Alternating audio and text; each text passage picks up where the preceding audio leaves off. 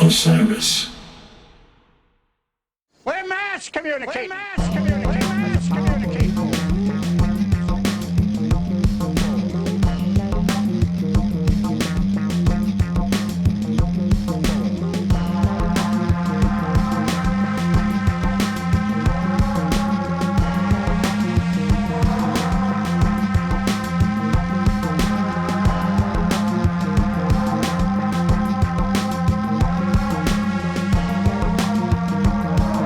Welcome back to Touchdowns All Day. I am your host, Max Dawson, episode 76. This is a big one, ladies and gentlemen. Strap in.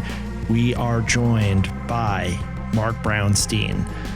Mark was the first guest way back in December 2023 when I took over the hosting duties on the podcast, and it's been my intention to get him back ever since. But as I'm sure you know, Mark is one of the hardest working men in show business between his responsibilities with the Disco Biscuits, the Brownstein family band, his DJ Brownie project, various other side projects and sit-ins, and of course the fact that he is a father of 3 beautiful kids.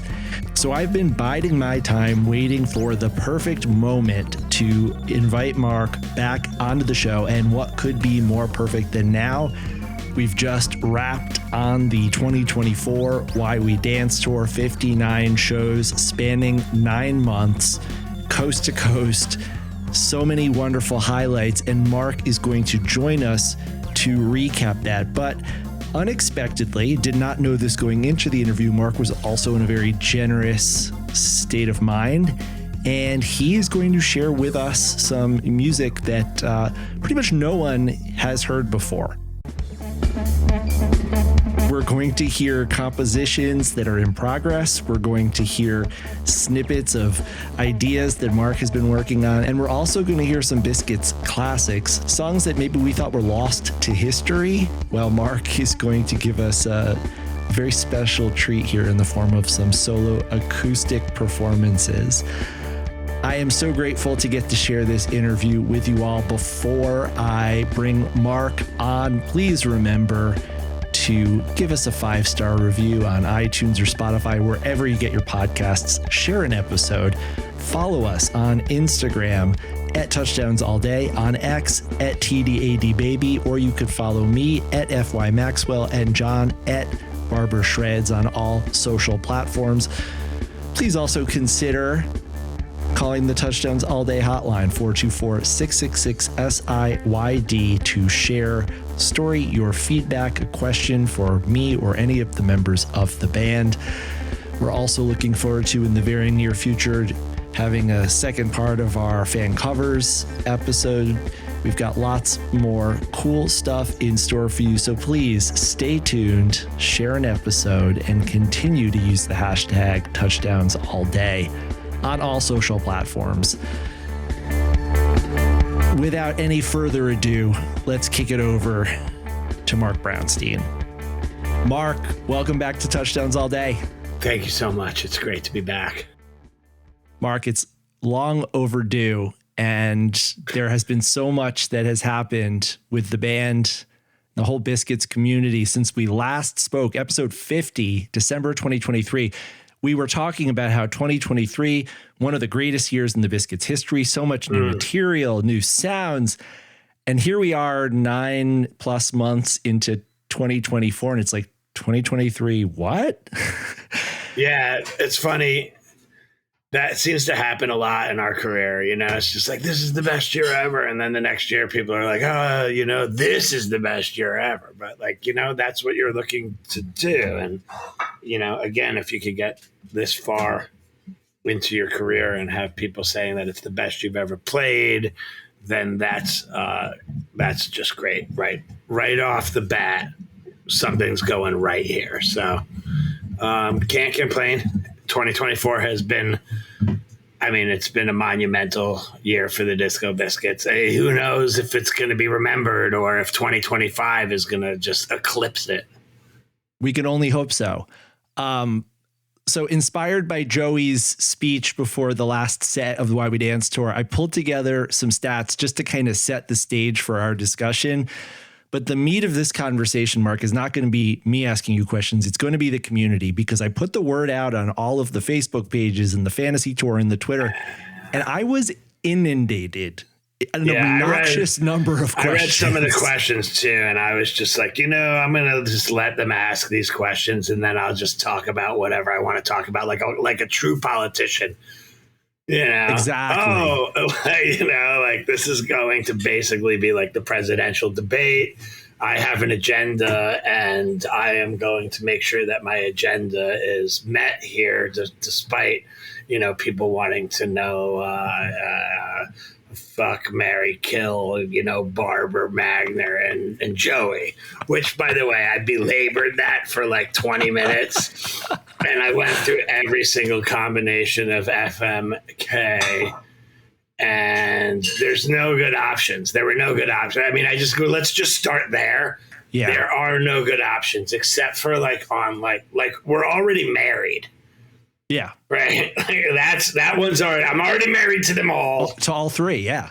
And nobody's, and I don't, in terms of F and K, I just think we're better off just staying married, and just doing what friends. we do. Yes. Just doing what we do. Yes. So here's the year in review so far. And mind you, we still have a fall tour to get through. So I'll expect all of these numbers to be updated. You've been coast to coast touring since January, at least one show a month for each of the first 9 months of the year. Yeah. 59 shows so far, including 3 full tractor beam performances.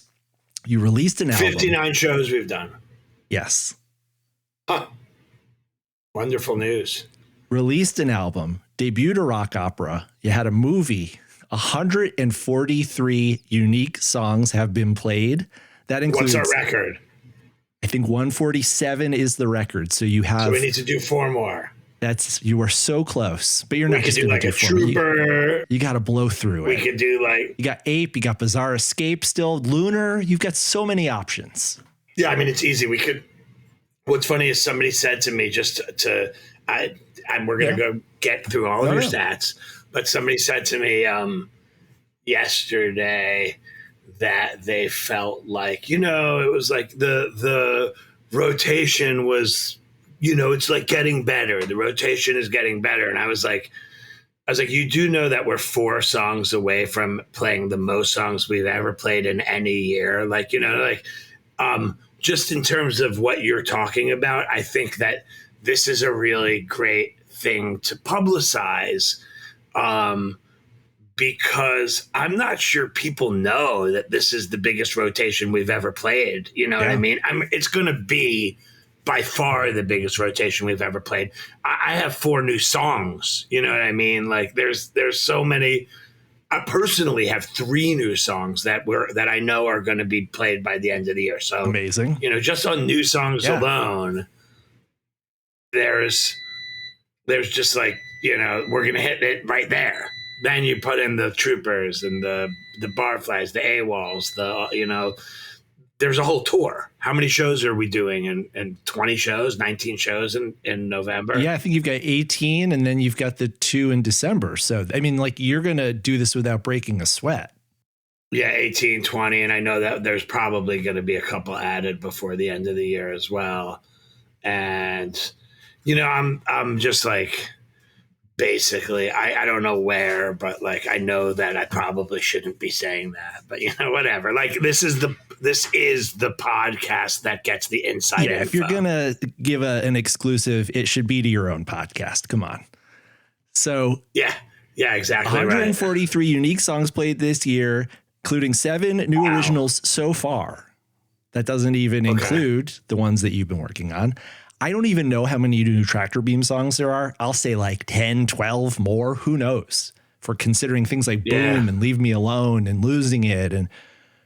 And of course, we also have this new concept that has kind of provided 2024 with its theme and its ethos, and that is the bubble of positivity.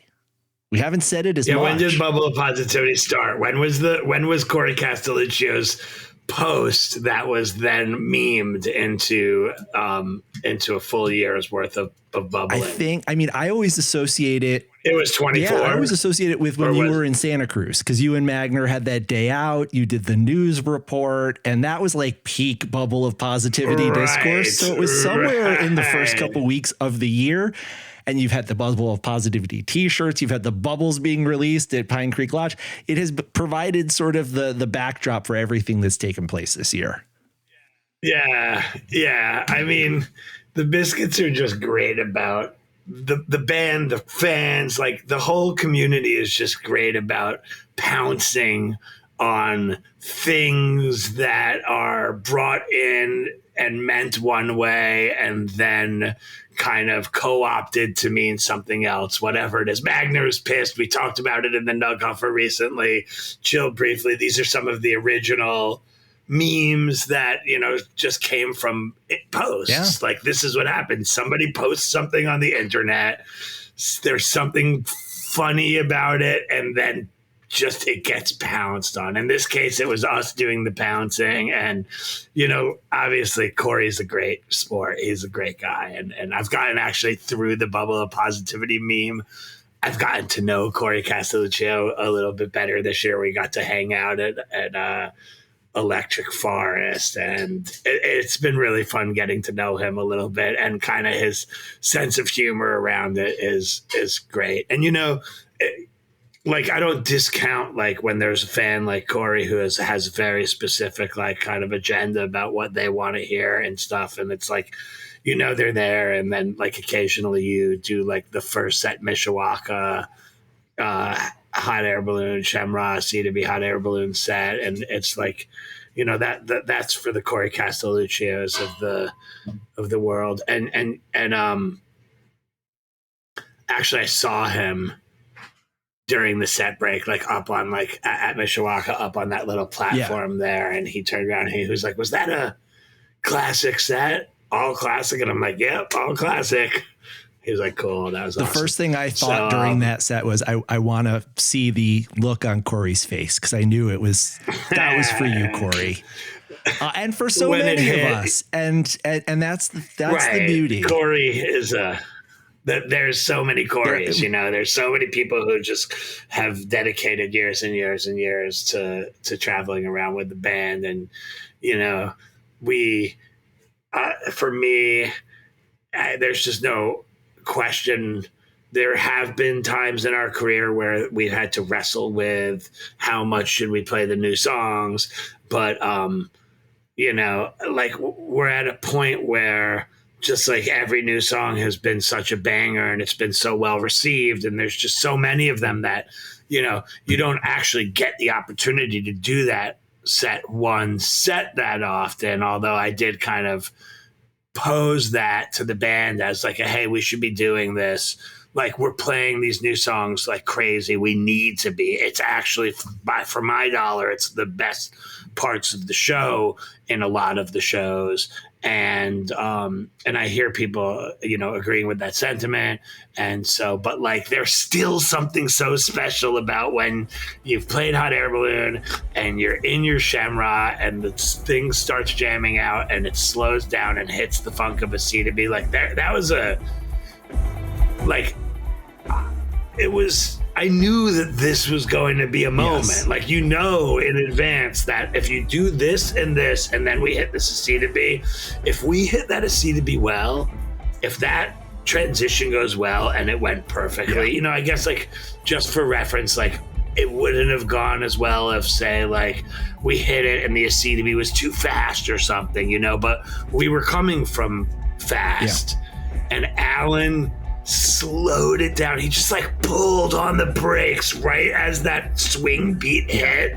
And it's like one of the few situations where you could just like pull the rug out from under and still the energy somehow manages to go up. Oh God. I heard the crowd through it's hard to hear the crowd cheer through your in-ears. I've got the band blasting in my ears, and I can hear the crowd cheer when we hit those first notes of a C2B, just like you could just hear the place erupt.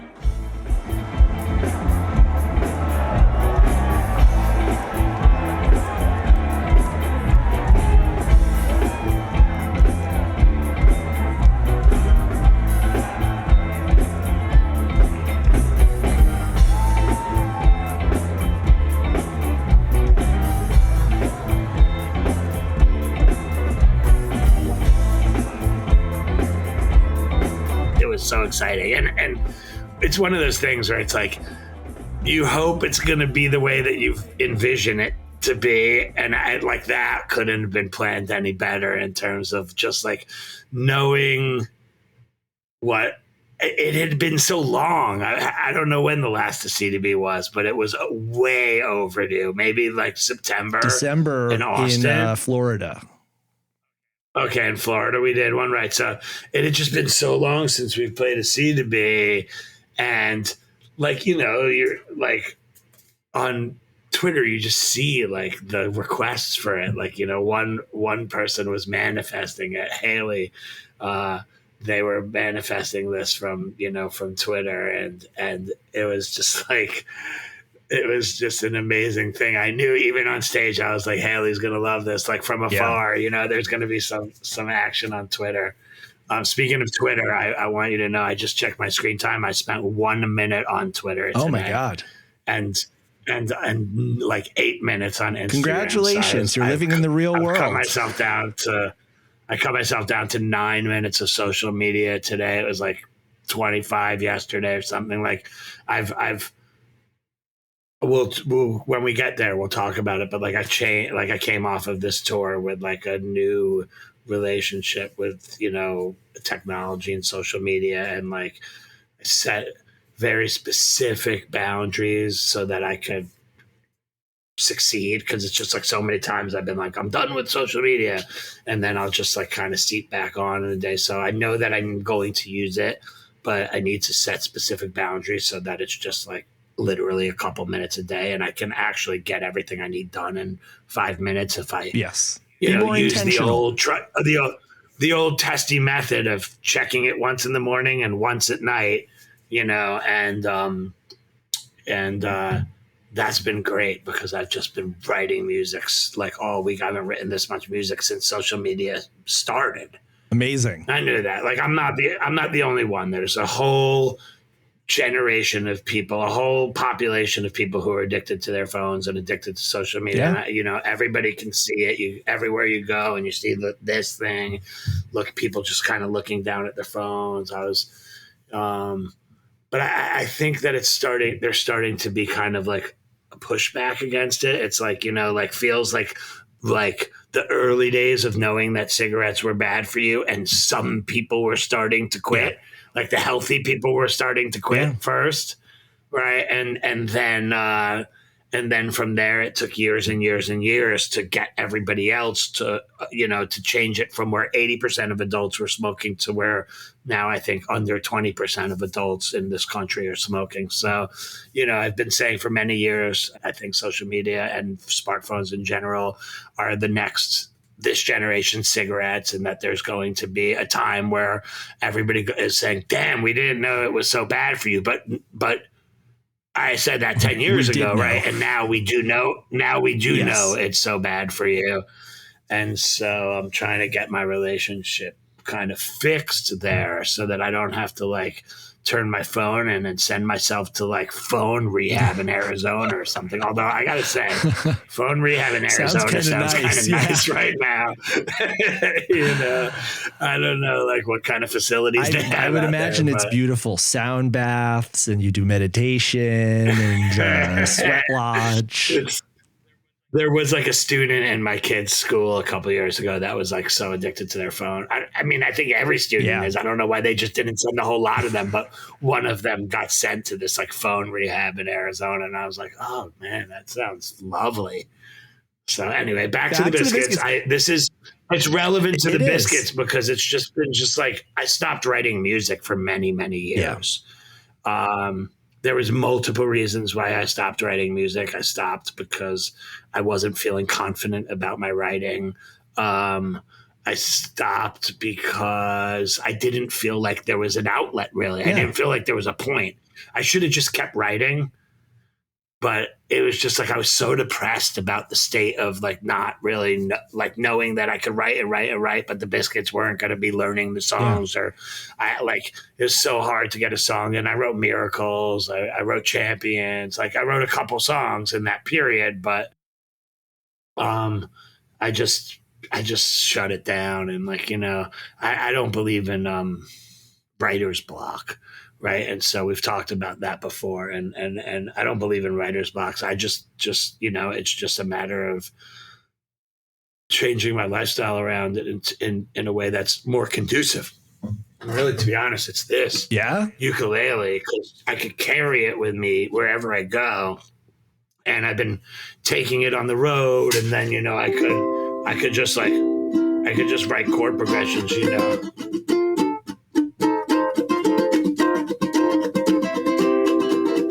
I could just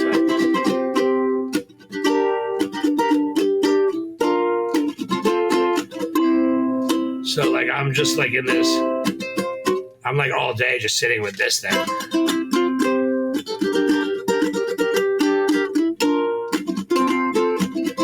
And then it's I can't carry my bass everywhere I go. Some people do it, but it's just a little much, especially with flights. The bass is a little long, and you have to check it if you're really.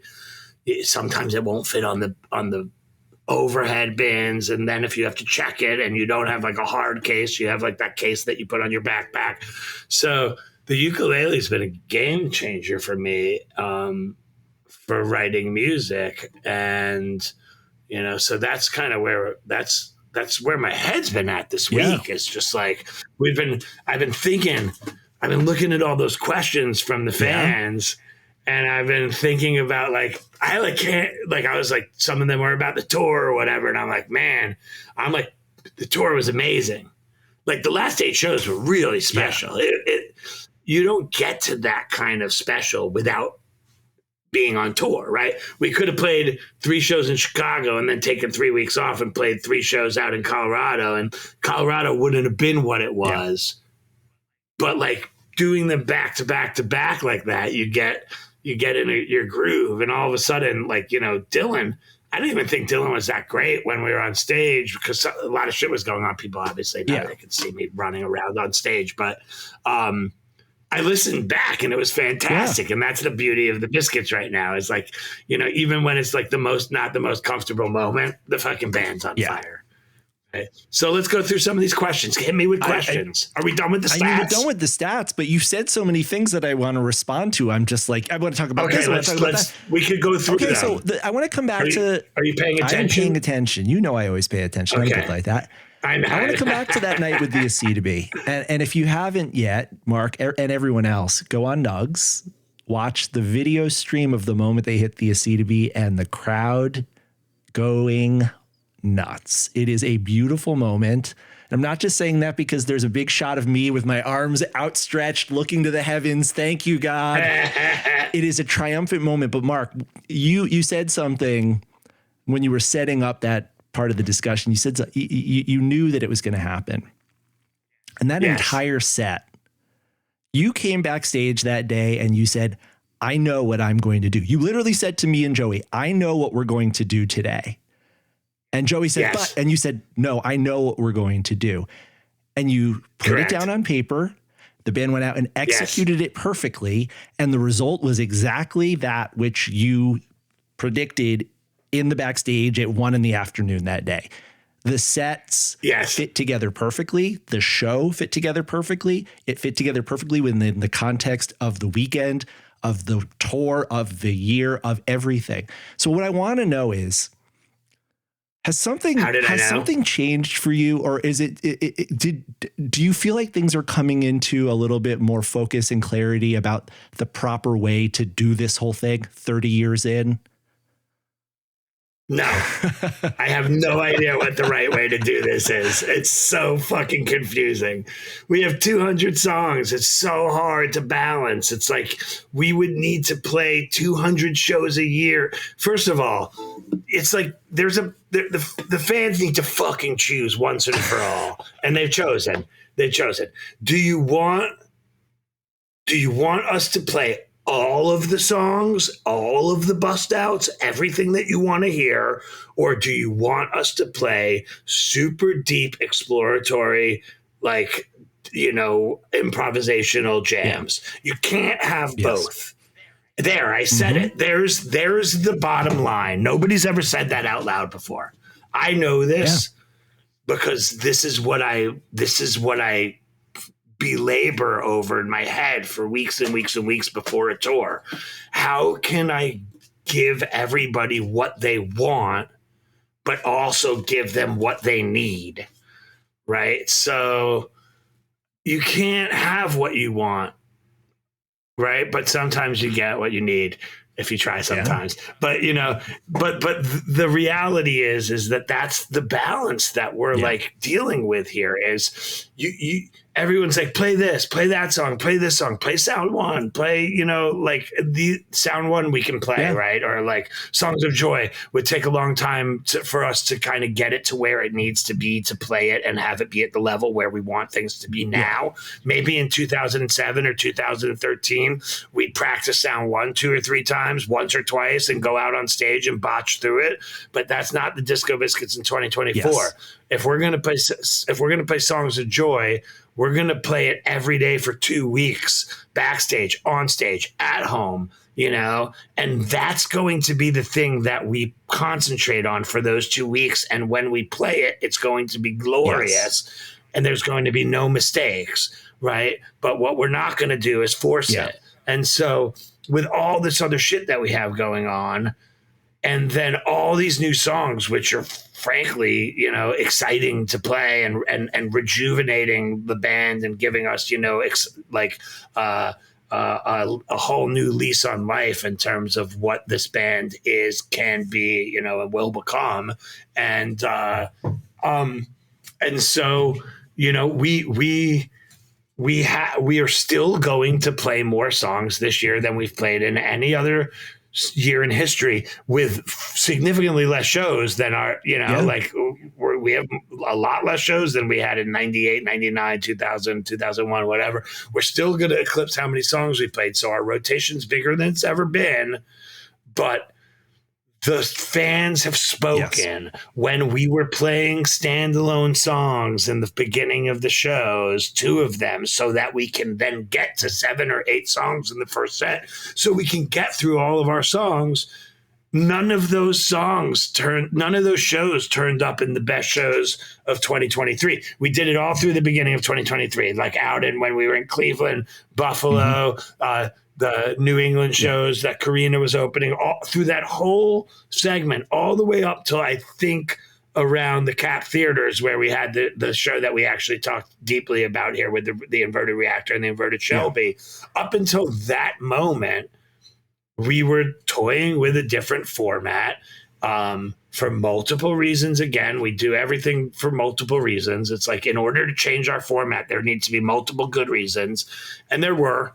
But, you know, in the end, it's like, we're not Fish and we're not the Grateful Dead. And it's not like we can't just come out and play 13 songs in the first set in order to get through 250 songs over the course of a tour or over the course of a year. So the fans made that choice pretty explicitly. And for us, it's great because, you know, we're able to concentrate on what we want to do, which is play the songs that we are playing the best that we could play them, bring lots of new ideas in, lots of fresh, innovative ideas.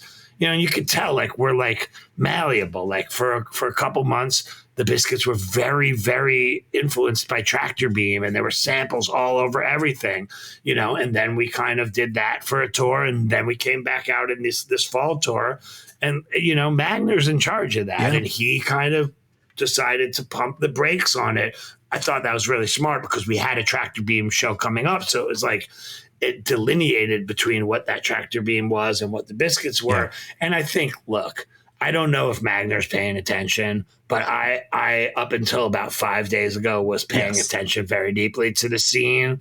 I also have my Discord group, so I've got like 60 fans that I could kind of focus group at any time about what's going on in the Biscuits without going on Instagram, without going on, you know, Twitter, without going on Facebook. I have like a group of fans that I trust, that I know personally, that I really like. But, you know, I felt like there was a sort of like underlying feeling in the fan base that we had kind of hit that Yeah. threshold. We hit our threshold. Like, you know, we were like, if we had gone any further, it was too much. Yeah. Right. And once you like push the envelope right to that threshold where you might be going a little too far, you know, then you could just pull back. And it's been exciting to watch the Biscuits kind of evolve and watch, you know, Tractor Beam evolve. I never know what's going to happen, by the way, with Tractor Beam. I'll come in 2 weeks before and I'll be like, now we're mashing up our own songs with our own song. Fucking sweet, you know, but it's just been so much, you know. How many shows did you say we did already? 59. So 60 shows plus another 22. So we're going to hit 82, maybe 85. We're going to basically hit about 84, 85 shows on the year, which is the most since what? 2009? God, don't quote me on that, but probably. Probably the most since 2009, right? That's what I'm thinking. The thing, though, that stands out the most to me is not just the numbers. It's what's happening in those 59, 80, whatever shows. This brings me to our first question from Sammy Criscatello. Sammy says, the band seems to be switching up its approach and style every few months. I'd love to hear Mark walk us through the lessons learned in 2024 and the band's decision-making process around this. Miami in late 2023 to Boulder felt like one vibe.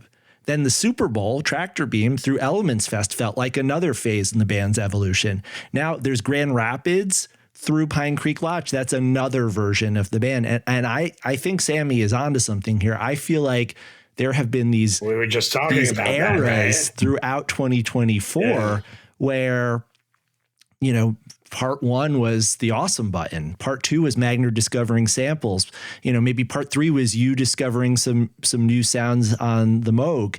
BARBER dialing in the synth patches on his guitar. Like, there are effects, there are songs, there are styles that define these periods. Like, I think, for example, when you were in Aspen, those 3 nights at the Belly Up in Aspen were like you guys going through like some sort of metamorphosis and taking everything that you had learned up into that point, synthesizing it and coming out of the mountains a new band. And I'm wondering if... Yeah, well, specifically the jam into Confrontation, right? As we were hitting Confrontation, it was like, okay, it's leveled up. We're breaking into new territory right here. And then we're able to kind of like sit there in that territory for a couple months and explore it, not just in Confrontation, but in, multiple techno confrontations, but in other jams. And, you know, a lot of improv stuff gets influenced by that, right? And so, like, you know, think about the awesome button jam that we played in Portland at the State Theater going into Sister Judy's, right?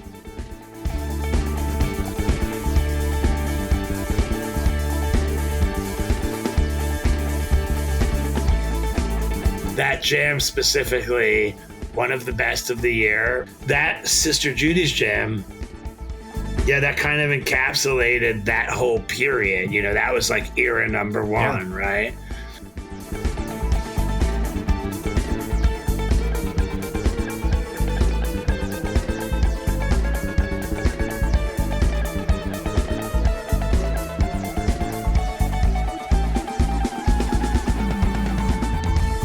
And then, like, era number 2, not that far off from that, a month later, all of a sudden, everything's changed and we're at the Eclipse Festival and it's a whole new Biscuits.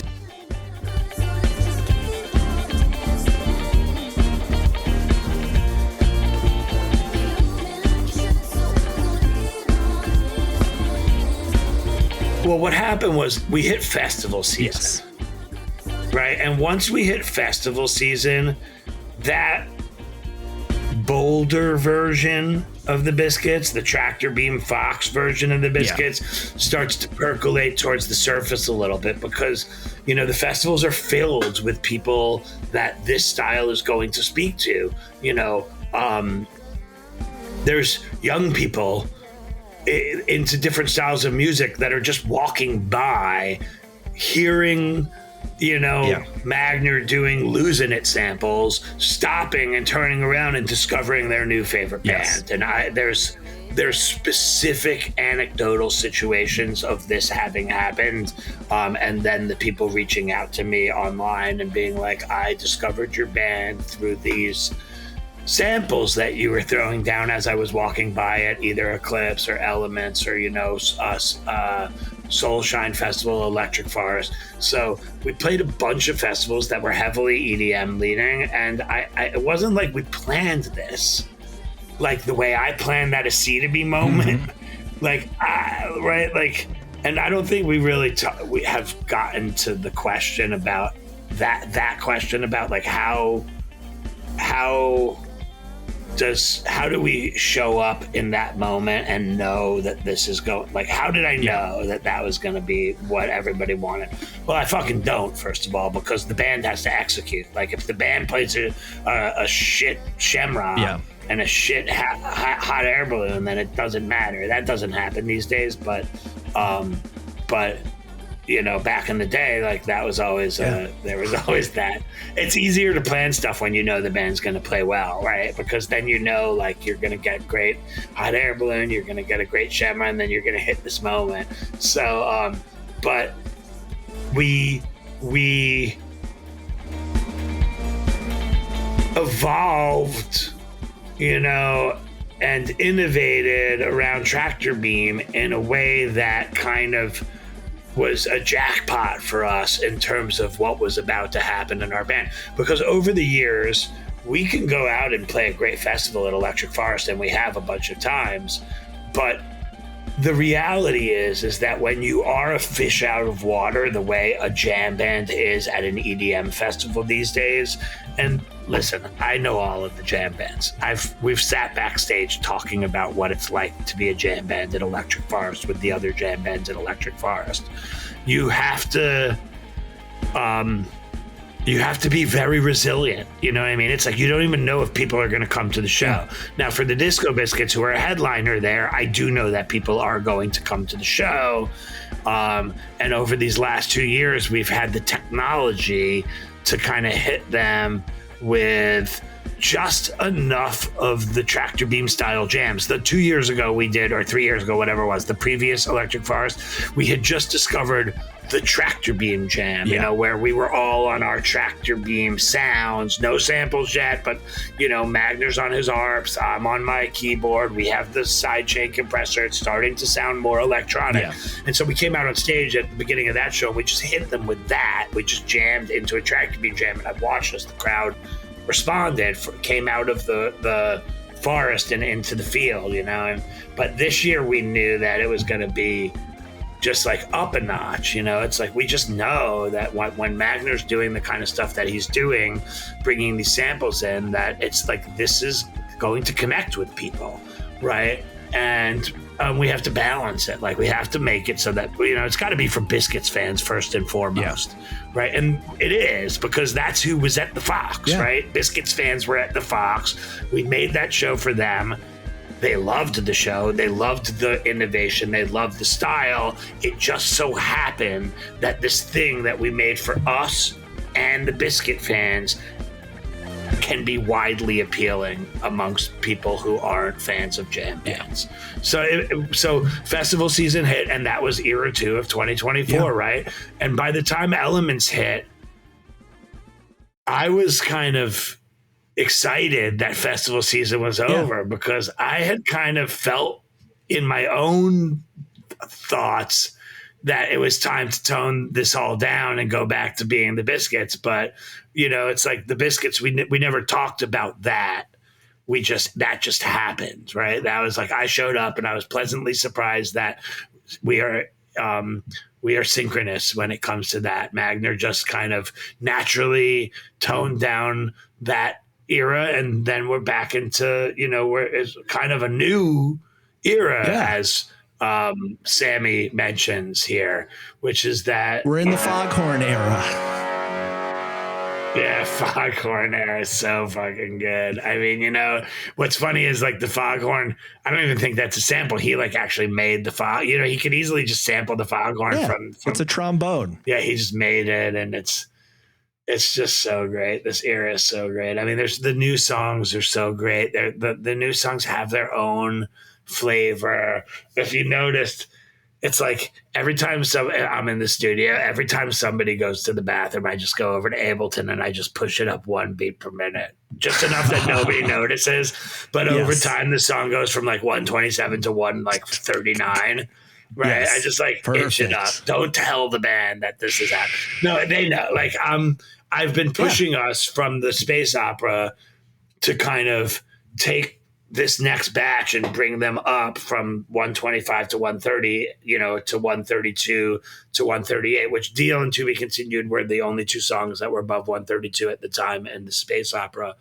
And I was working out 2 days ago. I looked at my Apple Watch and it was like my heart rate was 132 beats per minute. And my average heart rate over the whole workout was 132 beats per minute. Orc theme, 132 beats per minute. Coincidence? Don't think so. Oh my God. So it truly is in your blood.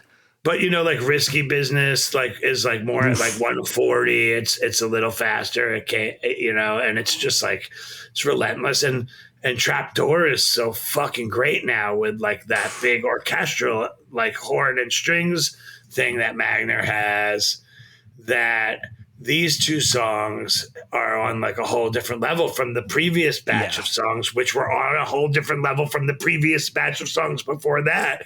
So it's just getting better. And then, of course, Country Royale and In the End We Have Forever are on a level of emotion, special. It's a special level that I don't know that, like, I don't know that we've ever hit before. Like, I don't know that we've ever had something like Country Royale in our songbook before. It's so simple, yet so great, so melodic, so, visual, the storytelling elements. It's just so great. I remember the moment when they said, we're going to do it. Like, we were in Tahoe at the very beginning of the year, first shows of the year, right? Yeah. And Joey's like, we're going to write a country-ish, like, bass, like an outlaw country song around, like, Tahoe and the casino. And, I'm like, just, do your thing, King. You got it. I know you got this. Yeah. Well, and he did. You've talked a bit over the course of the conversation about Magner and what he's been doing and how he's really been driving a lot of these changes and defining some of these periods in the 2024 evolution. Let's talk a little bit about the other 2 band members. Let's talk a little bit about Alan's playing and John as well, but we'll start with Alan. What have you been hearing coming from Alan lately? What have you been noticing? What have you been appreciating about his playing? Yeah. There's a selflessness that, Alan has been exhibiting over the last year or 2 that is not to say that he wasn't playing selflessly in the past, but it's at a heightened level where it's like, Alan is giving everything that he can on the drums to,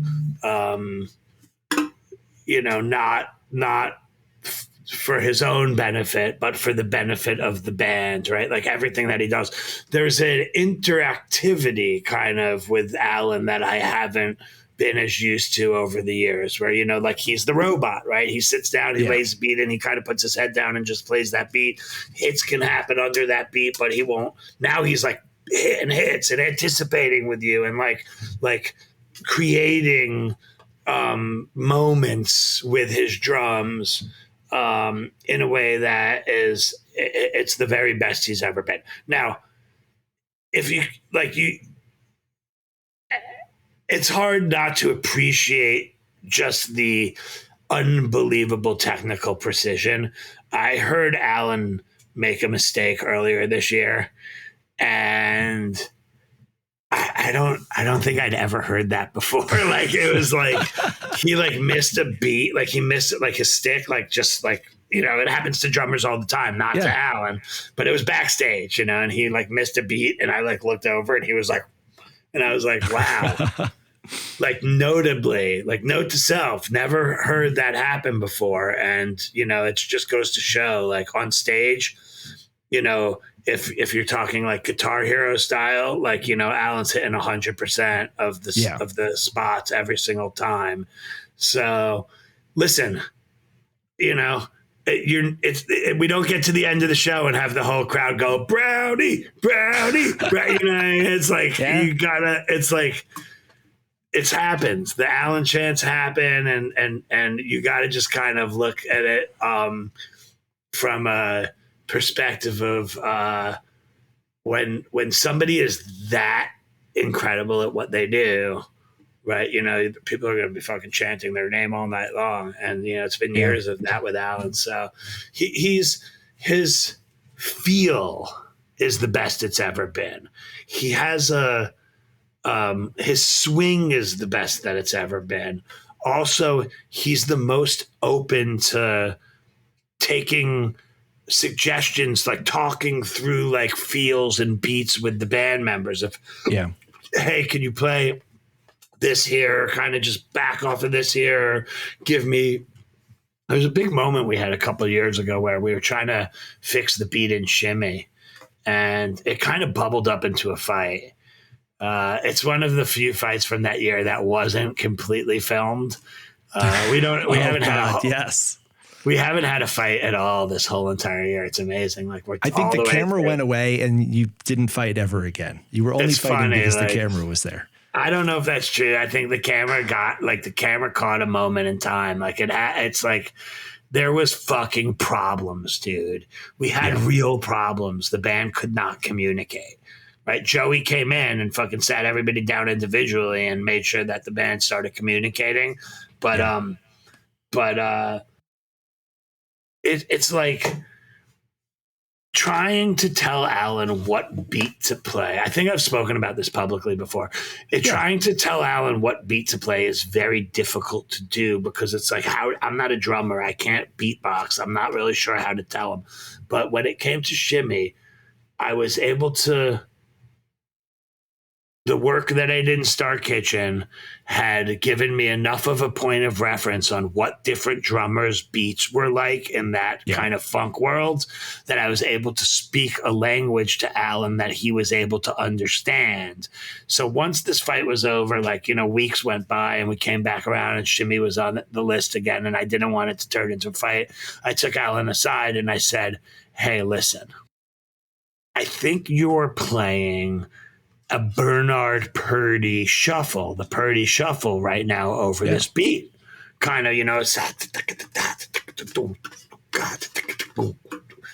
he's like, yeah, that is what I'm doing. And I was like, it's dope, right? Like, this is a great version of the Bernard Purdie shuffle. However, I think that Little Shimmy works better over a Zigaboo Modalest meter style funk, a New Orleans kind of a swank. And I saw the light bulb go off and Alan was like, a Zigaboo? And I was like, yeah, like a Zigaboo. And he's like, oh, I could do a Zigaboo. And I was like, I fucking know you could do a Zigaboo. You could do anything. But it's like how to get the point across. Yes. Like, I want you to play a different beat. There's something going on in the feel that's not right. Let's bring the tempo down. Like, there's triplets. It's hard to figure out how to get the point across. But that was a way that Alan understood. And from that moment on, Shimmy's been fixed. The feel's right. You know, it's like, it just like, we could have done it 10 years ago, but it was like too hard to know how to speak Alan, right? And like it's like I'm not a drummer, so getting to that moment was it was like a triumph because now Alan and I are looking at each other and we're talking like a common language. You know, he sits down and he's like, you know, it's like there's the beat. You know, you know, like let's move on to the next thing. And we've gone through one by one all of these things that maybe, you know, in switching over from Sammy to Alan, it was too much to address every little thing. But we're 20 years in now, and we've started to go through and be able to sit down with Alan and say, hey, here's something that we want to try. Can we try this? And it's his openness you know, an eagerness to sit down and try new things with us that has been sort of the, you know, kind of the main characteristic of this era is like, yes and, right? Yes and is how the Biscuits operate, maybe to a fault sometimes, you know. I mean, it's like, hey, what do you guys think of these tracksuits? You know, yeah, they're great. And it's like, now we're in like, you know, this is what we look like in Montana. By the way, they ended up being fucking awesome. They look sick. Yes. But like there was a moment where it was like, wait, we didn't do any quality assurance around this. Like literally, Magner just sent an email that said, what if we do something different? Like, you know, like just for an example, something like this. That's great. Let's order them. Boom, boom, boom. And now we're in like these Keith Haring, you know, style jumpsuits. Yes. But Yes and has been a game changer for us. Because now we can try things without conflict, which brings me to the final member of the band that we haven't gotten to speak to, John, who is sort of the proponent of the yes and, you know, philosophy in our band. And kind of one of the things that wasn't working back in the day was that I don't think maybe we understood what yes and meant, you know, at the time. It's like it was more like yes, but, or like no and, or no, but, right? But it was never really yes and, like, you know, it's just like there was always a fucking debate about everything. And like now we don't debate anything. Now we just try things. I'd like to hear what this sounds like. Let's try it. We don't need to talk about it because talking doesn't get you to the answer of what the music sounds like. You have to just say, hey, I'm wondering what this would sound like on a Rhodes. I'm wondering what this would sound like if you weren't playing distorted, you know, vocals. Like, you know, we were in the end, We Have Forever, Barber was singing and he was playing like distorted guitar chords over it. And Joey came to him and was like, hey, can you play single note stuff so that your voice comes out? Yes, let's try it. Yes, and, you know, and it's just like right away that was an amazing fix. And the reason that it was able to happen is because there's no resistance to trying new things when somebody in the creative team says, hey, I want to hear what this sounds like.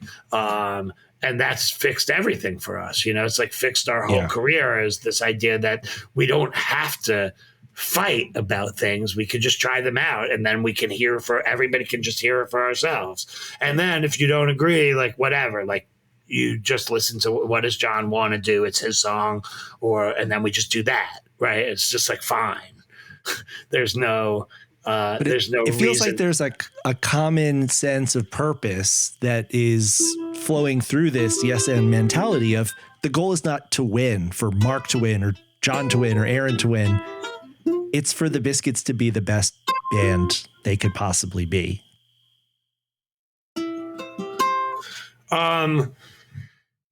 That's why everyth's so great right now, right? Is because it's just not about the individual; it's about the sum of the parts, and it's all about the Disco Biscuits. Nobody, you know, it's like Joey got onto a call with me yesterday, and we were talking about, you know, my voice.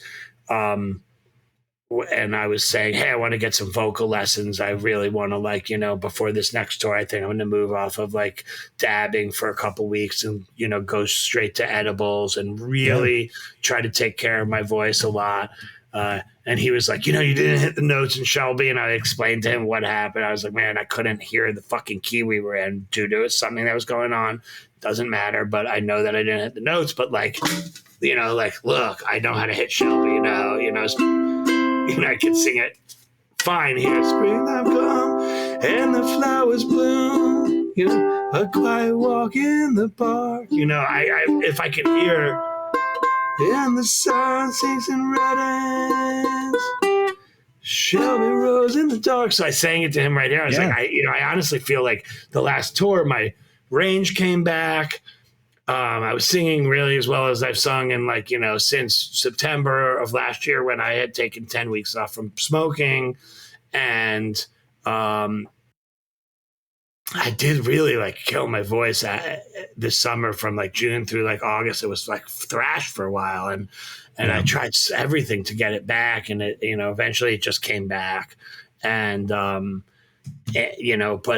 then he was like, okay, but like, how would Shelby sound if you did it not in C but in B flat? And I'm like, we're not changing the key of Shelby. He's like, just try it out in B flat. Okay, yes, and go to B flat. I sing it for like 30 seconds, and I just I was like, all right, fuck off. He's like, that felt better, right? It wasn't as much of a strain. I was like, yeah, it felt better. Yeah, it felt better. But you know what? So we're writing the song right now, right? Okay. And the song is in C, right?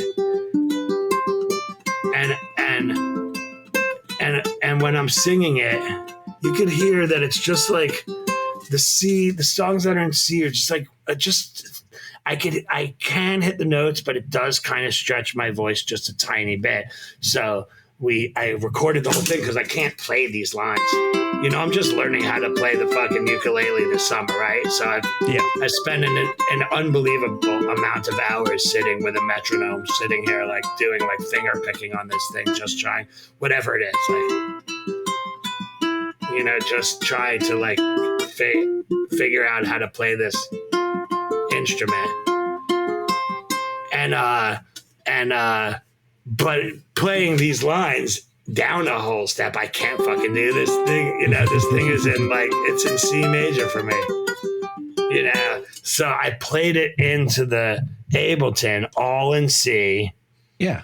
And then I just pitched it down to B flat, pitched everything. I had already built the song out in C, and then I just went through every single sample that was in there, and I just pitched it down a whole step, and then I sang over that. I don't know if you could hear, I don't know if you want to hear a snippet, say. Of course I want to hear a snippet.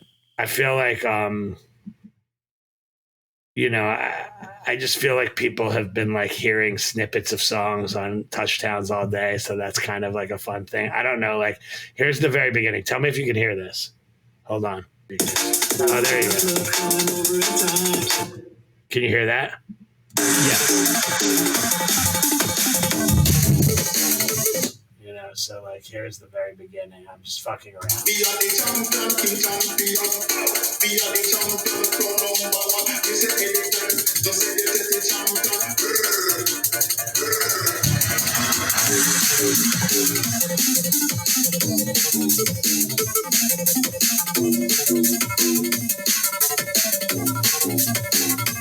Little drum and bass.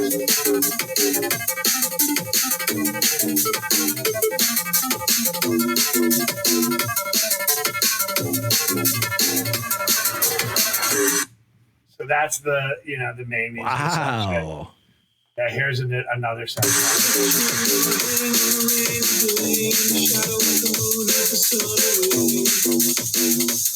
like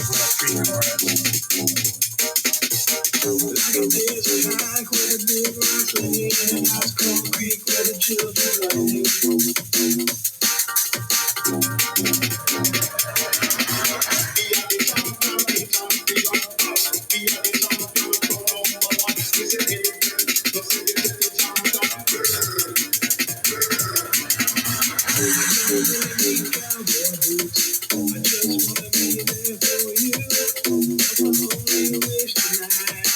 That's my only wish tonight. I don't really need a birthday yet. Just gotta get to be your lips. And I will wish this year.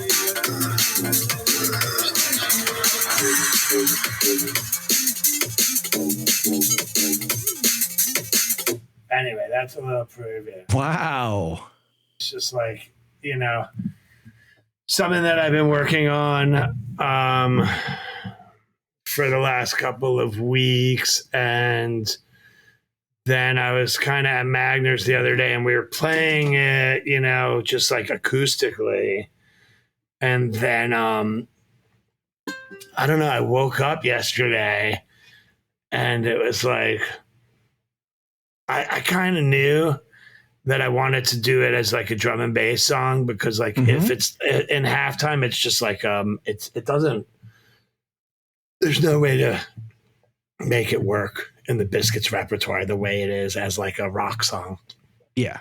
And so it would end up falling into like Friend Like Steve territory, where it's like, it's like fun, it's catchy, but like it wouldn't fit into but then I threw down these drum and bass beats, thanks, coincidentally, thanks to our Friend Like Steve. Steve, yes. Splice. I was able to go onto Splice and pull up some beats, and just kind of, once I pulled the beats up and I started, playing this over it, practicing until I could play this smoothly over the tempo that I wanted to. Then I recorded it. Then I put in all the other sounds. And then like later in the day, it occurred to me that I could probably convert the ukulele from audio to MIDI. And then once I did that, it's game changer. Then I can just like any sound, right? So like the ukulele is here. I'll play just for fun so that you could hear what that was like. Here's the ukulele.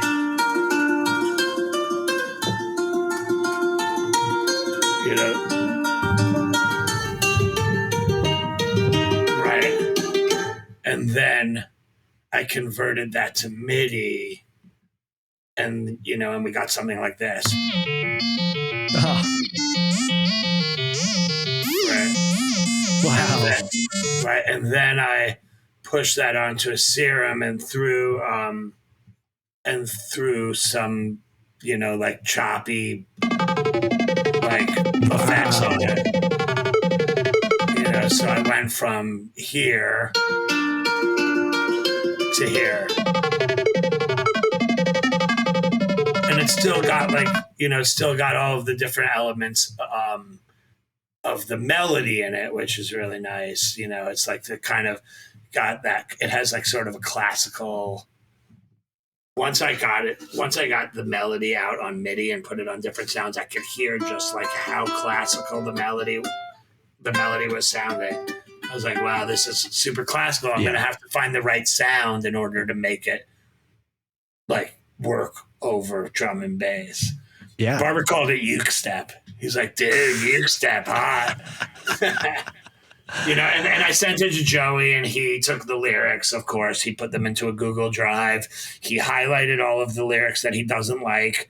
And, essentially they were all of the same lyrics that I want to change. It's like, I'm writing it. Like the goal for me with like a song like this is I want the fans to hear it and feel like it's about them. Yeah. I want every single person to be able to hear the chorus and be like, yeah. Like my mom said to me the other day, she goes, all I want for my birthday this year is to have that little boy Shane come visit me in Florida. And I said, so that's funny, Mom. I'm writing a song right now I'm just like calling it Birthday Wishes. Right now, just as like a working title, but the whole concept of the song is like when you hit a point in your life where material items don't hold the same weight for you as they once did, then what?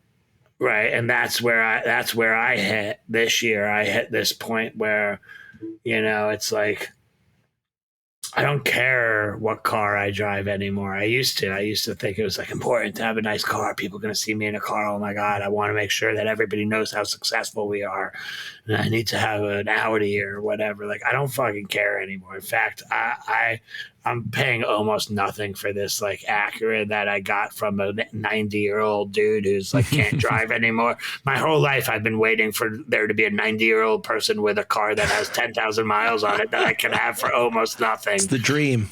And I got it, and I'm driving. An Acura is a nice car, don't get me wrong, but like it's like it's a fine car. It's a very nice car, but like it was almost free, and yet I'm still at a point where I'm like, I kind of just want to.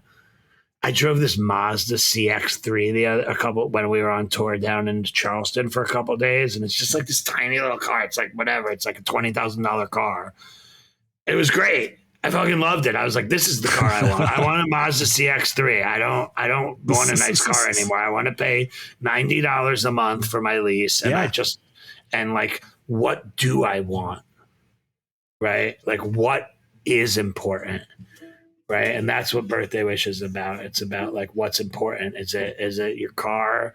Is it like, is it the $800 pair of cowboy boots that somebody bought you down when you were in Austin, Texas, and they went to Allen Boots and bought you this crazy pair of like leather cowboy boots? Is that it? Do you need $800 cowboy boots, or do you just, or is it just about, being with somebody special, right? As being with somebody special better than having material items. So that's what Birthday Wishes is about. And my mom got it right away. I have only one wish for my birthday this year, Mark.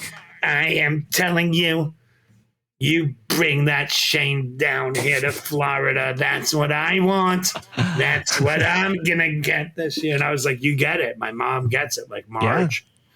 Marge gets it. Like, it's people are important. Things, whatever. And it's like, look, this is a great thing because you can create something out of nothing. I heard John earlier this year say that his favorite thing is creating something out of nothing. Yeah. I was like, man, I haven't done that by myself. Yes, I've sat in the room and created with Joey and created with John. A lot of these songs were built off of my bass lines from shows and sat and worked on chord changes and lyrics and melodies and all of that. But there's just something about sitting by yourself. Like, I'll tell you a little story. I was in Montana last week, as you know, and after it was over, I went to Bozeman, and then our friend, mine and yours, invited me to come out to her ranch in Big Timber, which is an hour from Bozeman. So I changed my flight, and I was like, okay, I'm going to go out to this ranch in Bozeman, and it was just such an amazing choice that I made. I ended up going there, and it was kind of like, it was a sober party. I met a bunch of people that were all sober, and then like, for the next 24 hours, we had like the most wholesome day of all time with a bunch of, there's, no alcohol, no drugs, but like there was pizza, there was apple pie, there were s'mores, right? Like, there were like, we did like astrology readings, which I am not a believer, but I am now, because when I gave in all of my information, where I was born, what time I was born, and they started digging in, the reading couldn't have been for somebody else there at this party. It could have not. It wouldn't have made sense if they were talking about anybody else except for me. And we were just laughing so hard because it was like, whoa, do I now believe in astrology? So then one of the women that was at this party, the astrologer, suggested that we do, that was an eclipse. There was an eclipse going on, and it was at 10:45 at night. It was a full moon, and there was like a partial eclipse happening. This was, I guess, like last Monday or Tuesday, whatever day it was. And it's funny because I was with these exact people in Texas for the eclipse. Yeah. And so like the eclipse, you'll notice I dropped the word eclipse in my opening statement. The eclipse has, when you go back, you'll hear it, because I was kind of foreshadowing this part of the episode. The eclipse has played a major part in my life this year. You know what I mean? There's been like benchmark days in my life, and several of them were around these eclipses, things where monumental shifts happen in my life, where I was setting new intentions around And like, I'm not the most spiritual person, right? But like things happened around the eclipse in Texas where I was with Oteil, and I said, a spiritual person. I said to him, I haven't thought about The Egg, this band from London or whatever, Europe, in like 8 years. Yesterday, out of the blue, I was like, man, I wonder where The Egg are. And dude, they're right there, standing right there right now. And he goes, synchronicity, man, it's the eclipse. And you know, I have some things written down in my journal about synchronicity. And we were at this party back to the ranch. We were at this party, and this woman who was doing the astrology reading says, hey, there's an eclipse tonight. And I said, wow, you know, I was with you outside of your store in Austin, Texas for the eclipse. Do you remember that? The first time I ever met you was in Texas at this eclipse. And she's like, wow. And I was like, yeah, this is our second eclipse that we're spending together. Wow. And it's only the second time we've ever met. So what about that? Like, how is that? Like, what's going on there? So she says, I want to do a ceremony around this eclipse where we all kind of write something down that we want to change in our lives, right? So, sort of like a pattern or behavioral pattern or something around relationships or something around something that's unhealthy that's going on in your life that you have intentionally want to change. And I said, wow, it's funny that you say that, because I had an hour and a half by myself today in the car, and I was reflecting the whole 90-minute ride out to Big Timber. I was sitting by myself reflecting on what changes I want to make in my life. And like, I'm not feeling good about my relationship with social media. I'm not feeling good about my relationship with technology. Yeah. So like I was thinking about these things, and I was thinking about changes that I wanted to make. And then here's this woman saying, hey, we're going to do a little ceremony. You're going to write down what you want to change. And I'm like, man, what is happening here? Like, how did I, like, first of all, this is probably the first time in my entire life that I've taken 90 minutes to reflect about something that I really want to change. Like, you know, not really, but like, it was just like, these things happen randomly and rarely where it's like, I need to make a big change in my life right now. And it was like then, and tour was over, and I was committed to this next 6 weeks being different than other times where I've been off of the road. And so far, so good. I mean, I'm off to fucking races right now, but so we wrote everything down. Okay. And then we build a little fire outside, and right at 10:45, we all go around. And so we go around in a circle, and everybody takes their paper and drops it in one by one and says, I release. And, you know, like normally I would be like in the side being like, this is a funny thing that's going on here. Like kind of cynical city kid without, you know, not that spiritual, and just like maybe insecure, maybe like it's my own insecurities that would make me look at something like that and not be able to tap into it. But I was very serious about this. Like, I was like, man, this is exactly what I need in my life right now. I need an intention ceremony, right? I need a ceremony to set boundaries and set intentions for my future. And so, you know, I put the paper in and I said, I release. And, you know, part of it is kind of like this, visualizing the expulsion of these patterns out of your psyche as you're doing this. Right. And it's like, listen, I've tried to get off of social media like 10 times in the last 3 years, right? And it's like a day, and like I go right back to my old patterns. But like in this time, I have specific boundaries set that are making it much easier for me to follow. But like more than anything, like, you know, I Release, right? So then like the next day I was like, I need to write a song called I Release, right? So then like I just sat down and like melody like started coming like instantaneously. It's just like I started like singing, like I went like da da da da da da da da da. Right, so I've got like a little da da da da ba ba ba ba ba ba da. Da, da, da, da, da, da, da. Right, so I got a little melody going there. Like within like a minute, it's like I Release became like it started like becoming,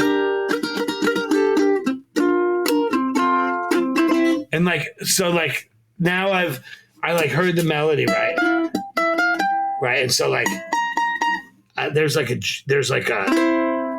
C major. And then the next chord is this G minor, with the melody note being the third of the G minor. And then that note stays the melody note as it switches to a B flat. And it's got these 3 chords. Right, and these 3 chords, super fucking like poppy. Right? And so this thing starts coming together really quickly. Like I have a little video I could send you if you want to play it of me and Magner. Please do. Playing it on keyboards, you know, but like I just like these, I don't know what the lyrics are yet, but like I started writing some lyrics, right? I release inclination in the mountain air when ignites, incinerates in flames. And I release intentions in the atmosphere, the poles and the patterns that would change. Right, so I have this little thing going, and I really like it. I'm like crushing these changes, right? I like the way, like, I can hear Barber. I can hear that as well, the solo. The top of the jam is right there. Right, you know, it's like, it's already there. Like, I can hear it. Inverted I Release. Right? And now I'm thinking to myself, maybe that's not the chorus. Maybe that's the verse. And maybe the chorus. Maybe the chorus.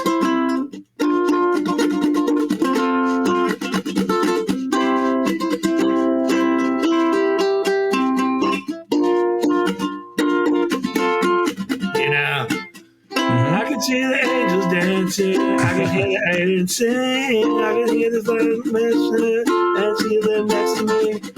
I can see the angels dancing. I can hear the sirens sing. I can hear the silent whisper and sing them next to me. And I go, right, and then I'm back. Yeah. I release inclinations in the mountain. Right, so I'm wondering for like the last like 5 hours if this is going to solve my champions problem, which is like I've been looking for the chord progression to go along with champions.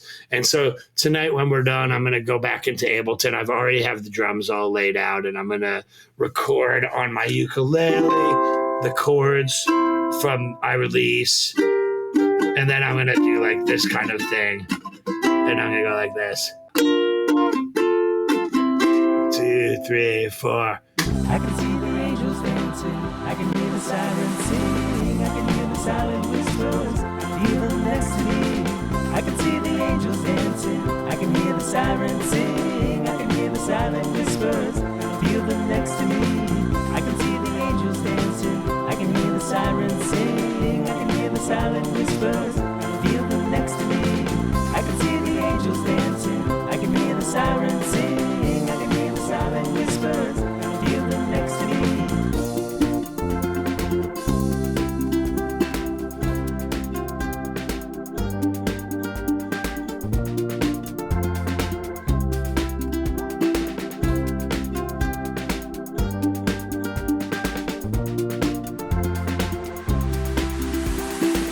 You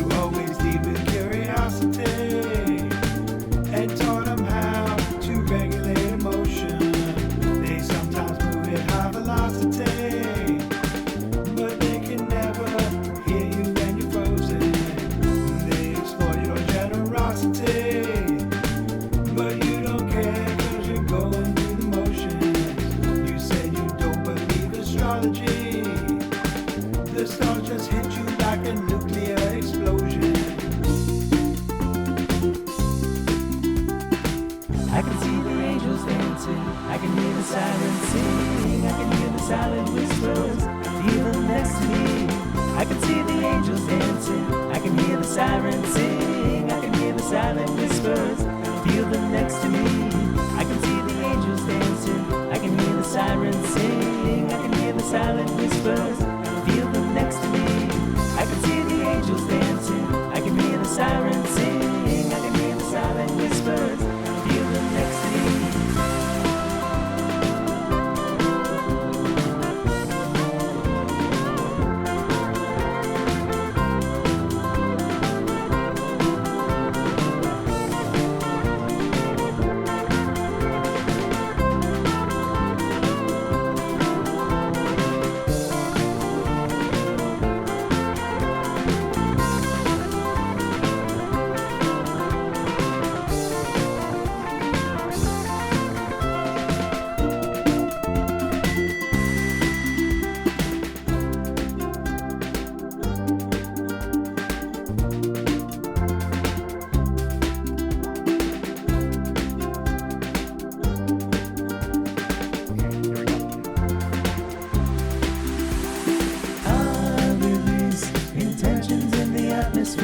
Puzzles and the patterns that we change.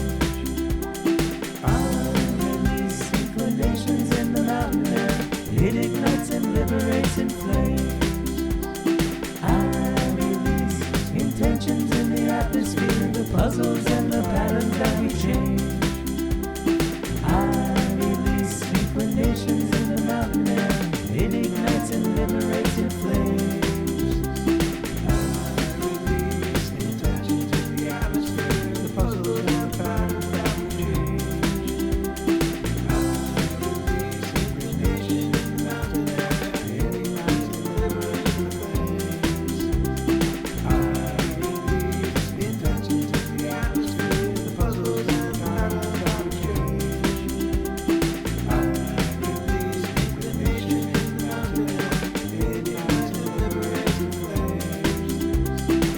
And so I'm hearing this all in my head right now because, you know, that's how it really gets written, right? Like you can't write here.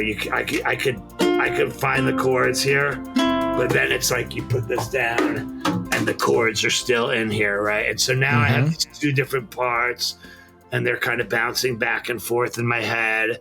And people asked, somebody asked, one of the fans asked the question. By the way, we've done one fan question, which is great. Yes. I love it. Like, I haven't even answered a question. I'm on page 1 of 7 pages of notes. This is exactly how I wanted it to go. Yes. You ask one question, let me talk for 2 hours about all the things that I want to talk and about. Then I say, you know? Touchdowns All Day is an Osiris Media production. Check us out on the web. Exactly. You know, Brownie Barber 24, you know, or Barber Brownie 24, you know, vote. I think it's called filibustering. Head count. Did I just filibuster the Touchdowns All Day podcast? Oh, I mean, I can unplug my mic. It's so good. It's so good. There must be a clinical definition for this. It can't just be normal. This is clinical. There's something clinical. There's something clinical going on here. We'll figure it out. It's for both of us. For my psychiatrist, you know, we don't have to deal with that right here. But like, you know, like I read the questions, man. Like how do we? One of the questions was, here, read me. Let's do speed round on the questions. Speed. Let's just do it. Like, let's do it. Okay. Just do it. I'll make it fast. Like this is going to be the fastest you ever heard me say things. I mean, we have questions about set lists. Let's hit it. All right. So Colfax wants to know, how are you doing set lists these days? Spreadsheets? Are you trying to think of things the last time you played them? Challenging transitions? Eric, I'll leave it there. I have so many questions on set lists. This is the main thing.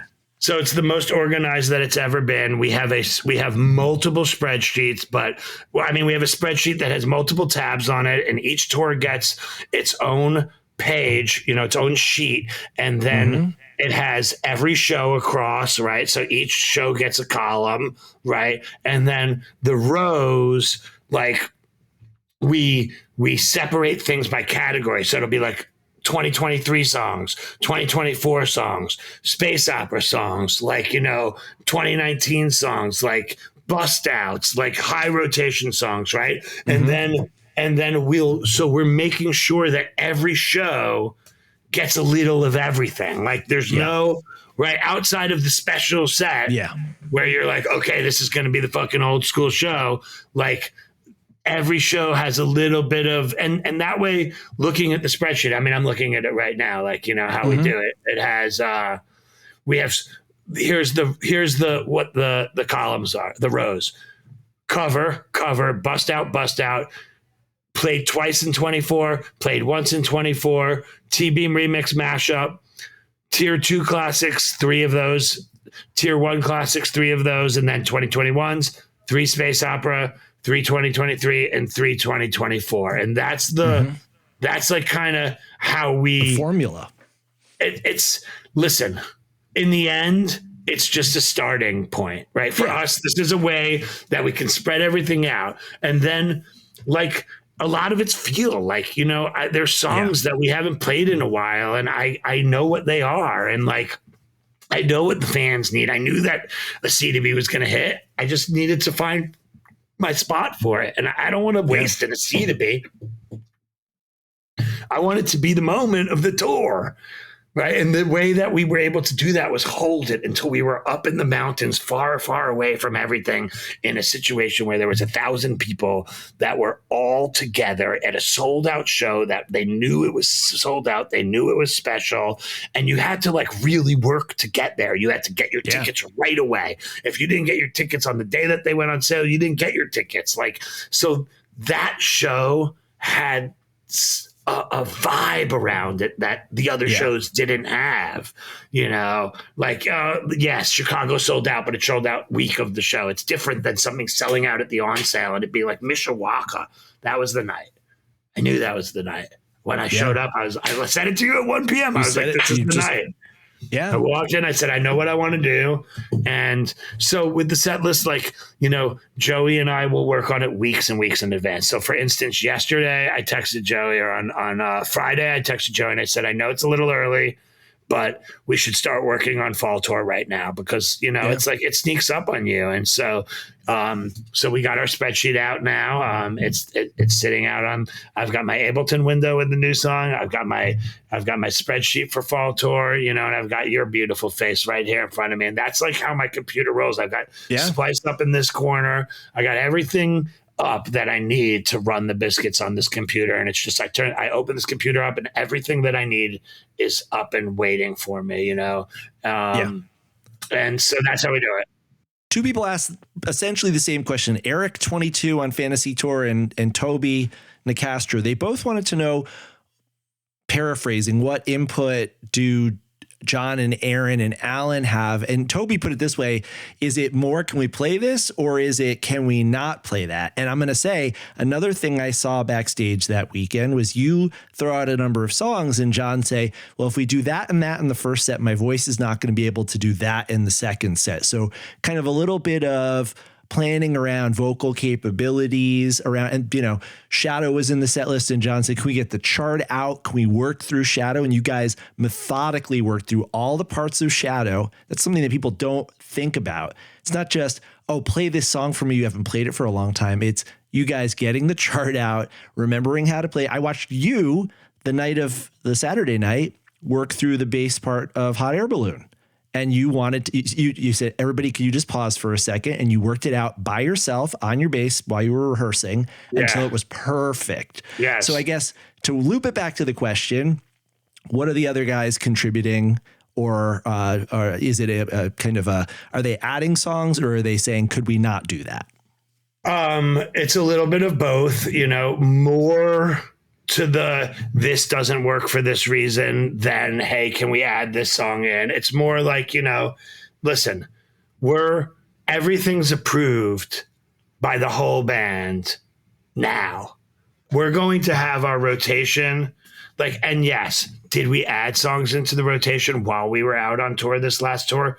We did 1 or 2 times. It was like, hey, somebody requested this. Can we throw this in? You know, it wasn't on our rotation for the tour, but we're going to come up with our tour rotation in the next 3 or 4 days. We're going to send it out to the entire band, and it's going to get approved, right? And once it's approved, it's like, all right, start working on these songs because this is where we're going to be, you know. And sometimes like Spectacle was on the tour rotation for this last tour, but in the end it got nixed because we reworked it at the Caverns, and we just had too much going on to like kind of dig into the rework Spectacle at that moment. So I don't know. Maybe we'll bring it back at the Caverns again. Maybe Spectacle becomes the Caverns song. But you know, John and Aaron will definitely come in and say, hey, I really want to play this. And then we'll just put it in, right? Like it's a democracy. Like it's my job to write the set lists. Joey does a huge amount of help in terms of the planning of it and getting me started so that I have something to work with, song lists, you know, spreadsheets, filling in the spreadsheets. I wanted to do that myself yesterday. And by the time I got there, he had already like taken the initiative to fill a lot of it in. So it's a team effort. Everybody plays a role, and, you know, and again, like nobody is in charge. Like I'm just in charge of like constructing it. That's where my skill is, knowing what's going to work and what's not going to work. Like, here's the thing about that CDB set and the other sets from the store. We play them backstage right before the show. Like we go and we play the whole show. We try to play the whole show before the show every night without the improv. I played the whole show, like 7-Eleven, to jam into the end of 7-Eleven at the end of that set. To jam into the beginning of Down to the Bottom, which we actually was one of the very few train wrecks of this whole entire year, was jamming into Down to the Bottom in Asheville. From Risky Business? Oh, no. I thought you were going to. No, from Asheville. Jamming in Asheville at the Orange Peel. We jammed into the beginning of Down to the Bottom. It was a fucking wheels train fell wreck. off. And then it became one of the best Down to the Bottoms ever after that. But you redeemed yourselves. Right. And it was like, that was when we switched instruments, the whole fucking thing. But at any rate, the wheels came off and it was a train wreck. So I sat in my hotel room the day before this all happened, and I sat with my metronome and I counted out the beats per minute of all of these sections, like the end of 7-Eleven, the beginning of Down to the Bottom. So like I knew going into Down to the Bottom that it was 72 beats per minute, and that in order to get there, we're coming from Risky Business, which is at 140. It's in D. The beginning of Down to the Bottom is in C sharp, and it's at 144. So I needed to go up 4 beats per minute, go up a whole step, and cut the beat in half. I did that jam by myself at home. Before I brought it to the band, I knew that it was going to be smooth as butter. And same with 7-Eleven. We have a hard time jamming into the end of 7-Eleven. We shouldn't. It's super fucking easy. It's 110 beats per minute. I said to Alan, do you know like what the tempo of the end of 7-Eleven is? And he's like, no. And I'm like, all right, let's figure it out. It's 110. Okay, here we are. We need to get to 210. It's at a 105 or whatever it is. We'll get to 210. We'll cut it in half. We're right there. We were right there. I knew that I just knew jamming into the end of 7-Eleven at that moment was going to be like a perfect way to end this thing for the fans, like the hardcore fans. I knew this was a moment. It was like these were my 3 moments: the C to B, jamming into Down to the Bottom, and jamming into the end of 7-Eleven. But all 3 of those took a considerable amount of planning before I got to the band in order to pull them off. So I did all of the math at home. Yes. And once I knew the math, I was able to come in and say, okay, here's the math. This is how this is going to work. And my guys respond to math. Barber, we have a joke with Barber, like, you know, when we're in meetings or something, like he does math in the meetings, you know, and sometimes it'll be like everyone will be looking. We'll all be like, math, like, here he goes. Yeah. Barber loves math. Yes. My whole band loves fucking math. So if you can somehow take the music and turn it into math for them, You know, like we don't want things to be a formula. It's not formula, but sometimes it is, right? Like sometimes you have to use a formula to get from one place to another. Like how you do it, what happens in between. But like you're gonna fuck up the end of 7-Eleven if you're not at 105 or 110 beats per minute at the end of that fucking jam. It's gonna be a train wreck. So if we're at 125, it's a train wreck. All right, next question.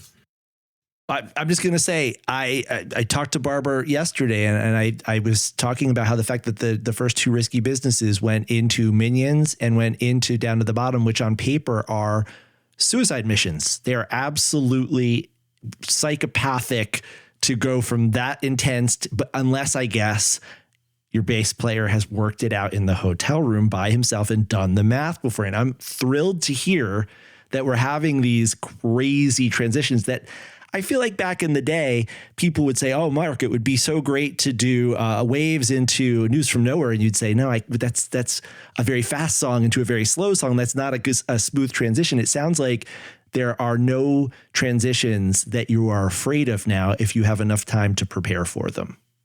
Well, what's funny was like going into Basis, we were coming out of, I'm trying to remember what song it was, but we were at like Rainbow Song. We were at 100 beats per minute in the beginning of Basis at 110 beats per minute. So all we had to do was go up a whole step and up 10 beats per minute. And within like 30 seconds, Alan's at 125. And I'm like, oh my God, what's about to happen? Alan goes right past 110.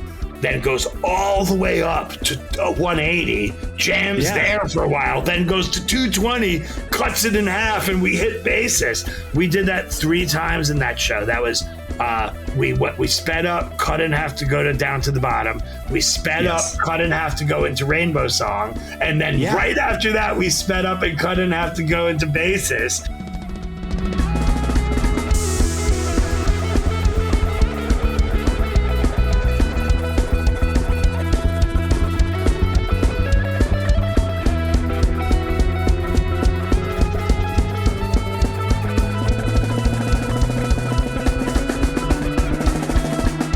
Was maniacal. And when I mentioned to Alan, like, hey dude, you just went from 120 to 220 3 times in a row and then cut it in half. He's like, I did? And I was like, yeah. And he was like, wow. I was like, it was fucking awesome. But that's a band on top of their game. Anything's possible, but to avoid train wrecks, you really have to know where you like. A lot of bands don't know what tempos their songs at. You just feel it, count it off, feel it. You know, we have to know our tempos because we're on the computer, we're on the click, we're all synced up. Like we have to know what tempos our songs are at. Now, by the way, there's a range. We could play a fast version, we could play a slow version, but we have to generally know what that range is, or we're going to be fucking dead in the water. When we're going, and every train wreck we've ever had in our career was us transitioning into a song. There was one going from like Shelby to Crickets in Roseland. Do you remember the Shelby Crickets train wreck in Roseland back in 2002? There was one going into Memphis at the Tower Theater, like transitioning into Memphis from like Run Like Hell or something at the Tower Theater. Total fucking train wreck. Like, you know, I remember our 5 or 6 biggest train wrecks, and they all had that same thing, which is, we were transitioning into something and we didn't know what tempo we were at or what tempo we were supposed to be at. Now we know both of those things at all times. We always know what tempo we're at. We always know what tempo we're supposed to be at. And so anything's possible. Okay, we're going to change topics. We're going to go to the next most asked set of questions, which have to do with your instrument and your new instrument. Your newer instrument, the Moog. Okay, I thought you were going to say ukulele. Oh, your ukulele, yes. Where is that thing? So I know that you have been making some adjustments to your rig. There was a great rig rundown video earlier in the year with storm sound. I learned a lot about what you've got going on from that. We've also talked to Ben on Touchdowns All Day and about all the stuff he's doing with you in terms of making those transitions to and from the Moog smoother. Some questions first about your string bass. One thing that people have been loving, and I'm gonna bring in a little music here to illustrate. The Dino Baby bass. And this is actually not a Dino Baby. This is the Catalyst from Houston on April 5th, 2024. So people are calling that the Dino Baby bass. Yeah, it's the Boss. So it's the Boss bass synthesizer pedal, and I have a expression pedal hooked up to the cutoff of it, and it's just the movement through that filter that that's giving everybody that excitement of that sound. But it's got a synth and an octave in it. It's just powerful. It's big. Yeah, so that's what that is. That's a Boss synth pedal. I've had it for 24 years and somehow have finally figured out how to get a great sound out of it.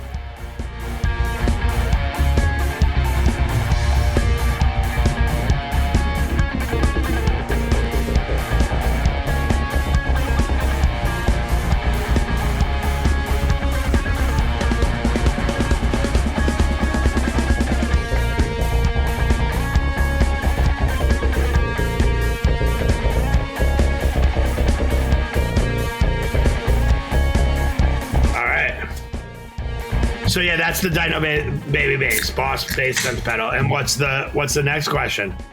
Well, that was from Eric22 on Fantasy Tour.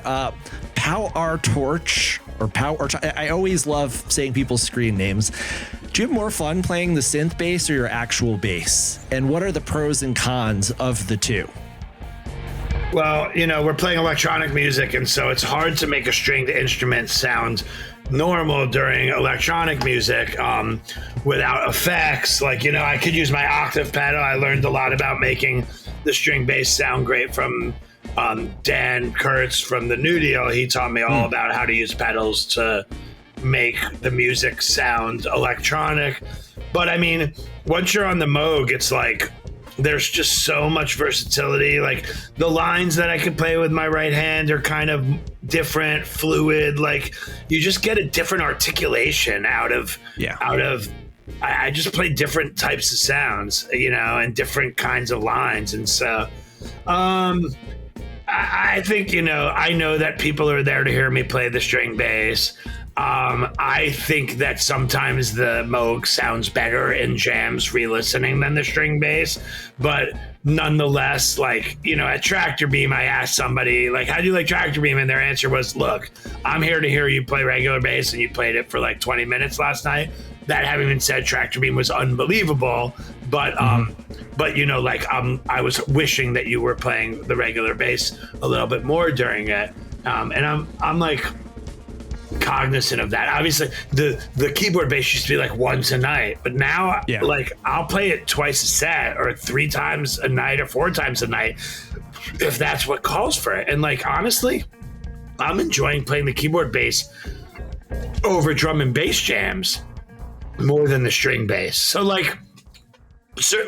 Leave Me Alone has taught me that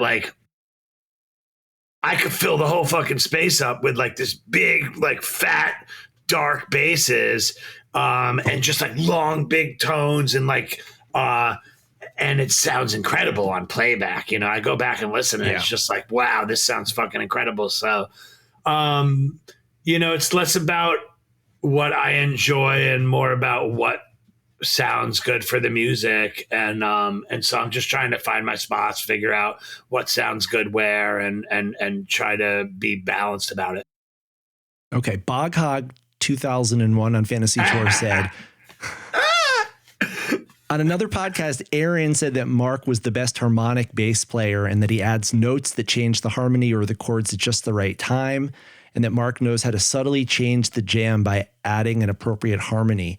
Bog Hog 2001 wants to know, do you do this consciously by knowing the theory and deciding to pivot to different keys or modes, or is it more organic? No, I know the modes and the theory. And so I am consciously choosing to change the harmonies. Yeah, that is a strategic, I don't have the best chops in the music world, right? I could play fast, I could play there's shows where I listen to it and I'm damn, this was a really great technical show for me. There's times where I'll hear myself and be damn, you're technically the best I've ever been right now, but I'm not a chops player. I never have been. It's never been my intention has never been to show off like how fast I could play or how like flourishes or whatever. It's more for me. It's about making the other guys in the band sound great, right? And that's the job, right? And you know, I've said it a million times. Paul McCartney, Roger Waters, guys that aren't chops bass players, they're not technical bass players, but they're always hitting the right note, right? So that's kind of my technique is based more around harmony, right? And like finding the spot where we're playing in a major key right now and I can minorize it. We're playing in a minor key and I can majorize it. We're playing in in either of those keys and I could hop up onto a fifth or go down to a seventh or bring a minor six in underneath it and create like changes using the 4 and the minor 6 and the 1. And like this is what I'm doing all night long. So there's these guys are looping and I'm changing the harmonies all night long. You can listen to any tractor beam jam and I'm playing 1s, minor 6s, 4s, minor 3s, 4s, 5s. Like I'll just keep flipping them around. The beauty is everything works. Everything works. That's the beauty. If those guys aren't playing full chords, then I can do anything, right? If they're playing full chords, like then I'm slave to their chords. It's like, oh, Magner's playing a triad right now. But even then I could minorize it or majorize it. But when the real magic is when they're playing melodies or single notes, and then anything I do. Yeah. I have there's a post on Instagram right now from Victor Wooten talking about like how rhythm is the groove and like the notes don't matter, like every note works. And I like just wrote, like I commented on it. I wrote like no wrong notes, only new harmonies. And it's like every day gets like, it's like the comment has like 500 likes on it, but it's like every day is continuing to grow. And I think it's just like it's all musicians in this one page. I just think that idea resonates with people. There's no wrong notes. There's only new harmonies. There's no wrong notes. There's only new scales. Like a note might sound out of place for a second, but if you repeat it 2 or 3 times, it's the new scale. Like, listen, we've said this a million times in a million different interviews. This is Miles Davis 101, right? Like this was the first day of jazz school. They taught us there's no wrong notes. It's the first thing they taught us. It's become the foundation, you know, the foundational element of my philosophy on music, right? You can't fuck up. It might sound weird for a second, but you can't fuck up. There's no, you know, you can fuck up a composition, but you can't fuck up an improv. Yeah. Well, I'm going to play a little segment from another recent show. This is from the Fort Collins show before Dylan from the 5th of September. It's just a little bit of you on the Moog in the jam Out of Why We Dance going into Munchkin. And I just picked it random, you know, something that I remembered being particularly hot.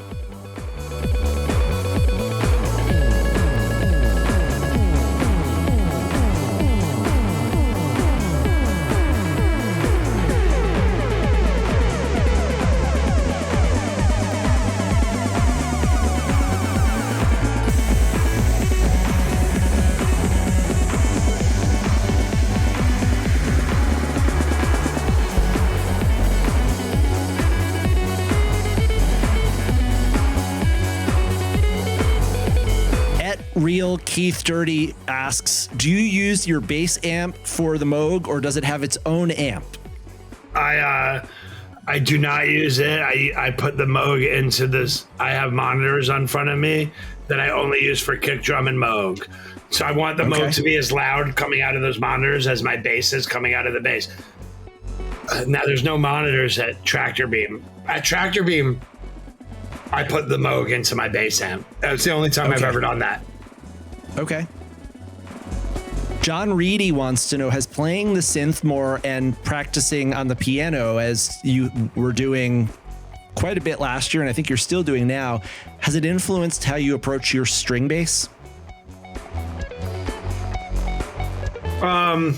Yes, because I was talking earlier about like the articulation of like the way that notes kind of flow into each other on the piano keyboard, and so I've done quite a bit of trying to adjust my string bass technique to try to match some of those articulations, because I know they're possible on the string bass. It's just like it's just not kind of how I play. It's not my technique, so I have had to expand my technique to be able to articulate in the same way that I do on the bass. But yeah, and yes, like another way that it's really influenced me is I've come up with like whole new sets of chord changes on the tractor beam jams that I'm now sort of have brought over into our regular jamming style.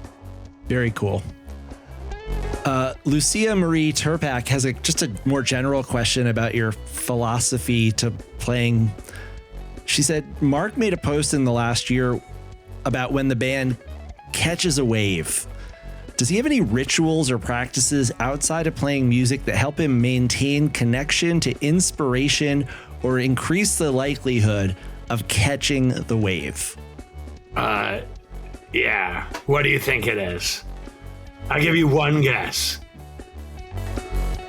Astrology. No. I just got into astrology on Tuesday, dude. I don't know. I mean, it seems like it's an important thing of your life now.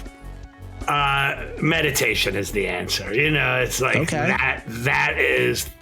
this is the only way, right? Like, now I don't know if I know Barber meditates, but I don't know if the other guys. I know Alan meditates. I don't know if definitely, I don't know if Aaron is meditating, and I meditate pretty much every day. But like I meditate like throughout the day. Like I take like 30-second to 1 minute meditation breaks throughout the day to like just go get like reconnect with my like mantra, and just like sometimes it only takes a minute, right?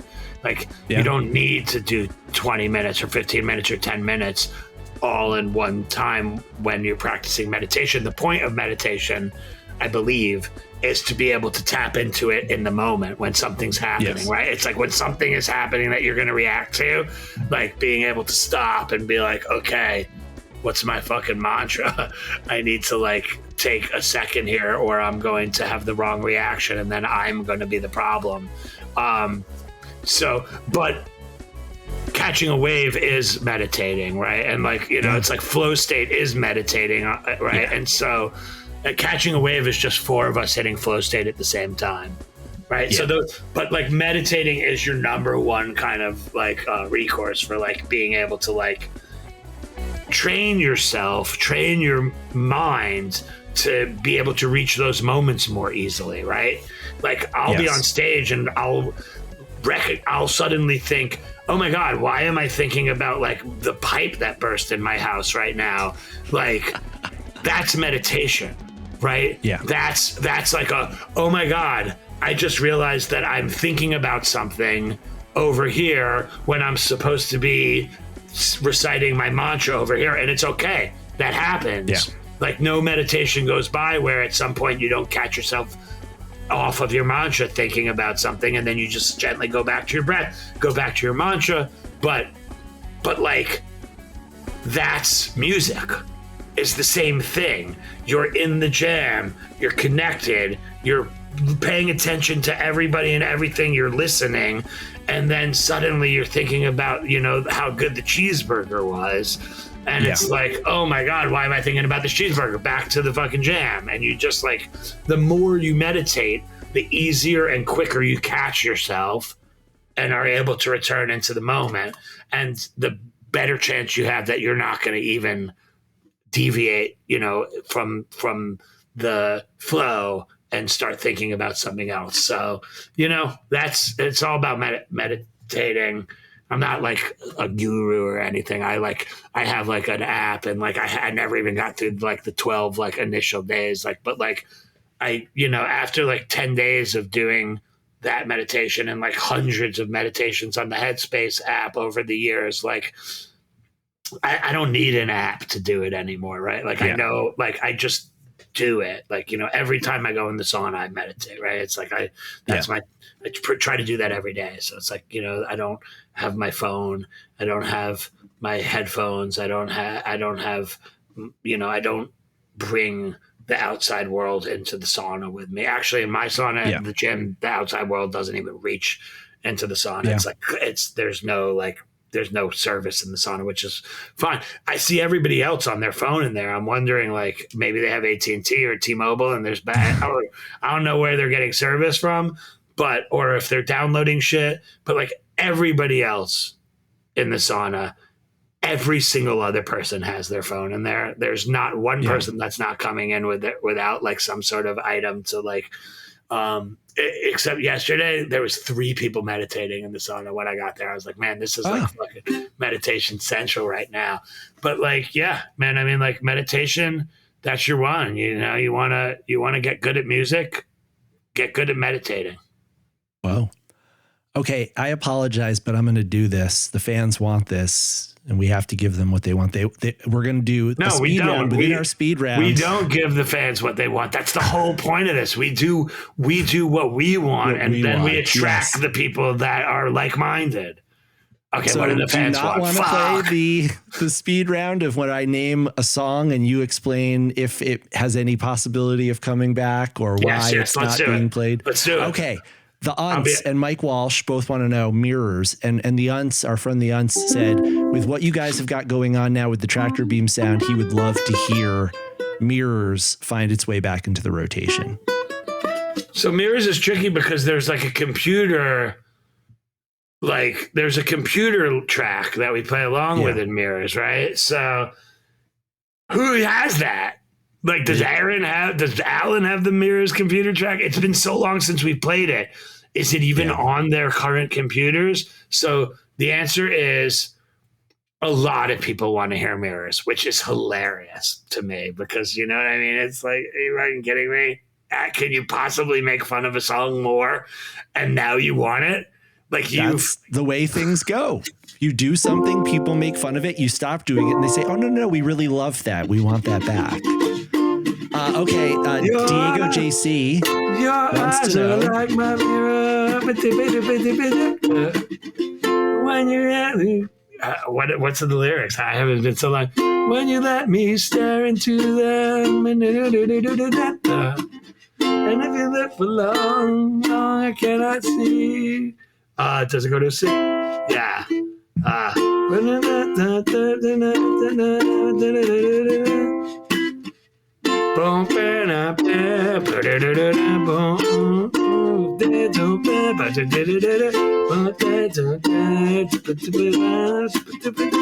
Right? That's mirrors. Let's look up the lyrics. We may as well. Let's look up the lyrics. This is how mirrors comes back, everybody. It comes back on ukulele. Let's see. Do we have mirrors lyrics?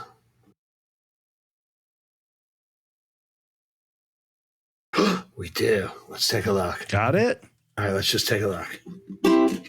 Your eyes are like my mirrors. When you let me stare into them. And if I look for long, it always seems that I find myself within your dreams. All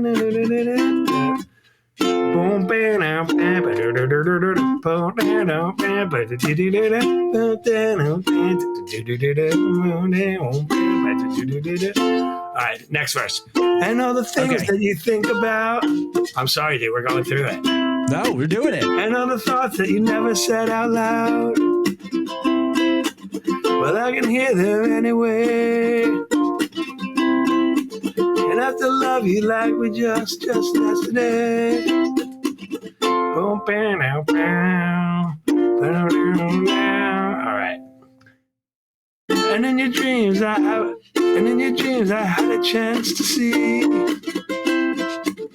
A glimpse of future life with you and me. I don't want to give it all away, but it looks as if I'm here to stay. Boom, bam, bam, boom, bam, bam. There's a whole other section, right? There's a down, down, down. How's that section go? And when I wake, I have no memory of all the things that we might be. I know my love will never fade, and I know yours will stay the same. There you go. You got your mirrors, uns. There you go. There it is. That though makes me want, you say the backing track. Yeah, we should just play the fucking song, right? Yeah, Who needs the backing? It's a song. It's a pretty beautiful song, right? Yeah. Did we just find that out? I think we just discovered that you could play a solo acoustic mirrors. Yeah, we need to figure out how the other section goes. So the other section has it's like in D.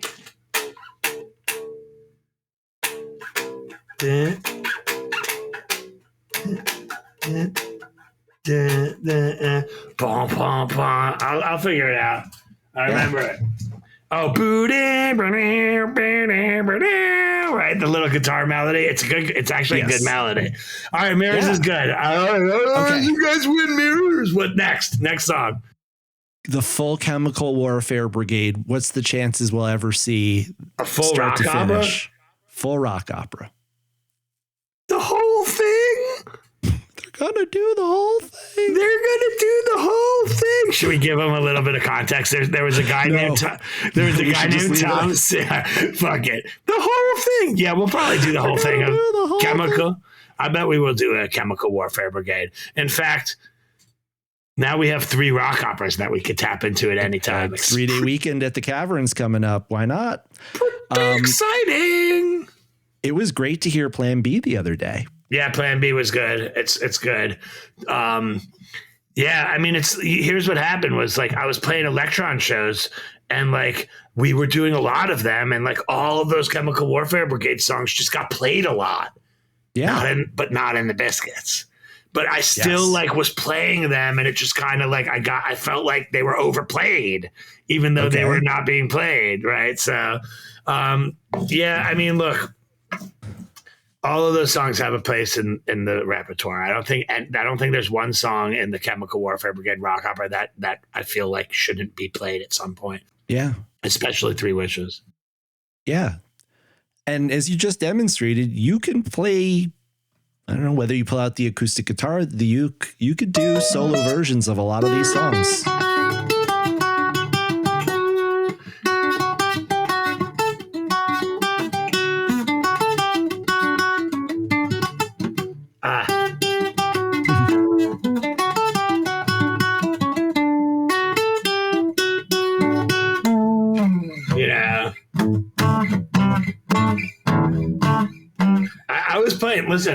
I was playing News from Nowhere, the original version, very recently, backstage. Yeah? Me and Alan were playing it, and I was singing it, and I love that song. Last time you were on, I asked you to play it, so one of these days you'll have to bring it back. Yeah. Andrew Dorian with a deep cut, Last Day of Everything. And I have to be honest, I don't think I've ever even heard that song. Last Day of Everything's a great song, actually. It has. Let's see if I can find the lyrics. I'll play you the chorus if I can. Okay. The problem with Last Day of Everything is already the songs that I'm working on this week, the drum and bass song, there's no bad parts to it. But Last Day of Everything, not everything came together the way that I wanted it to. So let me see if I can find the chorus. Where's the chorus? Here we go. It was like this. Let me see if I can remember how it goes.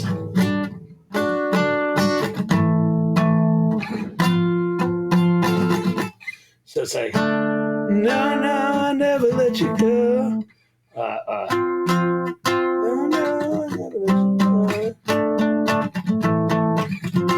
Let me figure out. I don't even know the chord changes of Last Day of Everything anymore. But I know, no, I'll never let you go. This is who I am, and this is all I know. And I don't,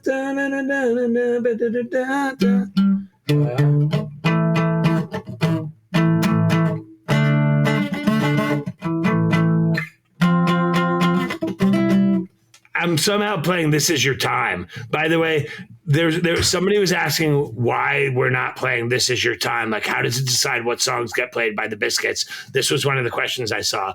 Like, This Is Your Time was the example they gave. Why is This Is Your Time not a Biscuit song yet? Because it may as well be, you know, like that one is like a Conspirator song.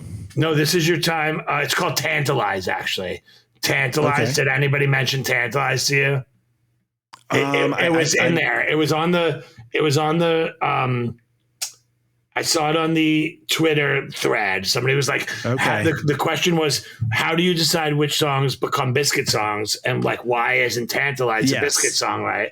And I bring it up all the time because I think Tantalize is a great song, and every time Barbara's like, make a demo of it, and I'm like, dude, the song is fucking 4 chords. It's the easiest song of all time. It has the same exact chord changes as what's the Tribulations, LCD Tribulations. So the chorus is like, I take your hand and I kiss it. You show me what. Here, let me get my ear headphone off so I can hear. I take your hand and I kiss it. You show me what I was missing. You take your arms and I hold you tight. You tantalize, this is your time. I take your hand and I kiss it. You show me what I was missing. You take my arms and I hold you tight. You tantalize, this is your time. And it's like it's over a techno beat, and it's like fucking hard, and it has a huge peak. Like, Electron absolutely kills this song. It's so fucking great. And so for Biscuits fans that know Last Day of Everything and Tantalize, like, they're great songs. Like, I just don't know, like, that I can ever make them into Biscuit songs, like, for one reason or another. Like Tantalize, like the lyrics, like, I take your hands and I kiss it. You show me what I was missing. Like, I really like it. It has like sometimes I'll listen to it and it just like takes me into Blissville. Like, it's just like, it's so blissy feeling. Like, it like elicits that feeling of like love, like that you just like yearn for. But like, also, like, I just don't know if I can ask these guys to be singing I take your hand and I kiss it, you show me what I was missing. I don't know if they'll sing it. And then Last Day of Everything is just like hard. Again, it's like hard to sing. It's like the vocal. It's funny because Last Days of Everything kind of has a In the End We Have Forever vibe to it. People have been comparing them. Like, before they wrote In the End We Have Forever, I wrote this song that's kind of an apocalyptic, like the last day of everything. It's about like the end of everything. Yeah. And, but it was like dark, man. And it was kind of just like hard to play and sing. It's just like emotional. Sometimes songs are just like too fucking emotional to play. You know, it's just hard. Like you have it, you know it. And then you like just feel something about it that makes it hard to play. It's like, you know, it's like getting together with an ex-girlfriend or something. Yeah. They're very personal. Yeah. Okay. This one, you've never been asked this before. This time it's from Ben Werblow. Paper Cut. Yeah. I mean, listen, we have we put it on the list. We all learned it. Like, me and Magner learned it and played it together, you know, the middle part. I guess I would just like say, like, I'm not really sure that I like Paper Cut as much as everybody else. You know, it's just like, it's one of those situations where I feel like I want to understand why everybody loves the song so much. Like, you know, it's like, it's okay. It's a tough for me, because some songs like Portal to an Empty Head, I wrote it. I've talked about this. I wrote it in 30 minutes, the whole entire thing, all the melodies, all the vocals, all the chord changes. The whole thing was done in 30 minutes. I sat down and the fucking song was done. Like some songs you work on for like 2 years and you just can't finish them. Right. And that's where like Champions has been for me. It's been frustrating because I've been trying to finish Champions. I've been trying to find something that works with it for 5 fucking years or 8 years now. And I've never been able to do it. Last Day of Everything, it's just like, it's not done. And I just like, no matter how much I work on it, I just can't get it where I want it to be. And so I think like people can hear the potential in some of these songs. Like I can hear the potential in them too. Like I get why people like them. They like what could be about it if we would just play it. Right. But, some of them, you just hit that moment where it's just like, this isn't what I want it to be. And it's like, not every song is meant to be in the canon. Like it's not like I have a lot of fucking songs nobody's ever heard. A lot. You know, it's like, I don't know. Like Without You, the band wants to play. I played it for my friends up in Montana last week. They were like, you have to play the song. You know what I mean? It's very personal. It's very hard to sing. It's like, it's about my brother dying, you know, it's like hard. Yeah. And like the process of like writing him the song and playing it for him and like him like loving it and crying. And then like a week later, forgetting that I played it and asking me if I was going to ever send him the song. And then me being like, dude, I said, we played it together. You cried. We went through these, like, let's do it again. I had to go through this like 8 fucking times with my brother where like he would forget that I wrote him this thing, ask me about it.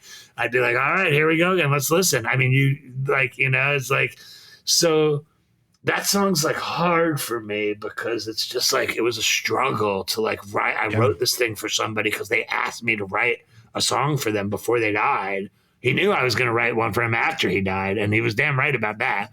But he said, just write it now. But people like it. It's really fucking melodic. I don't know how it fits in with the Biscuits again, but it's like really melodic. It's beautiful. It's emotional. Like, you know, it's a Brownie song through and through. And it's been 10 fucking years, dude. It's not, I wrote it in 2015. And it's now 2024, you know, and it's like just sitting there, you know, and it's like, maybe it's not for everybody. I think it's going to be because Joey got his grimy fucking paws on it and started writing a part. And, you know, once Joey starts writing a part, I played the part that Joey wrote for my friend Miguel the other day. And he's like, this is going to be on the radio. And he's like, this is sick. And are you talking about the ending? Yeah, the ending. Yeah, Without You ending. Should we play it? If you want, yeah. I mean, I would rather you play the not ending. I'd rather you play the. I'll play the whole thing.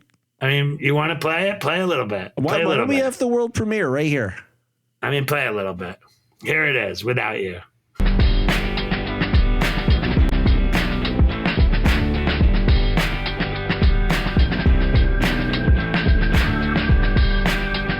Without You demo. Loving it.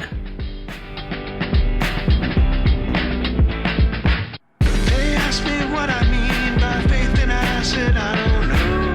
You never know when life will get you. They asked me what I mean by love, and I said let me show you. You never know when life will end. They asked me what's my biggest fear, and I said I just told you. Now I know what life will bring. They asked me why was I in tears, and I said I don't know. You never know.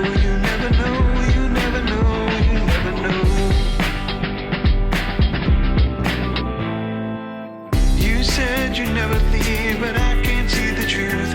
If you leave me, I'd be lost without you. You said you never go, but you don't get to choose. If you go without me, I'll be waiting here. Without you. Without you. You asked what I once told you, and I said I don't recall. What memories will haunt you if you can't remember all? There's magic trapped inside your mind that they say you can't see. I always know because you say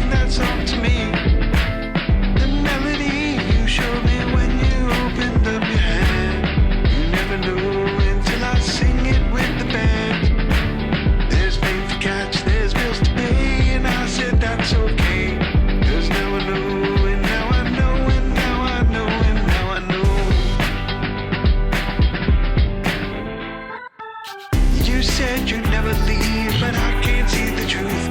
When you leave me, I'll be lost without you. You said you'd never go, but you don't get to choose. If you go without me, I'll be waiting here. Without you. Without you. Without you.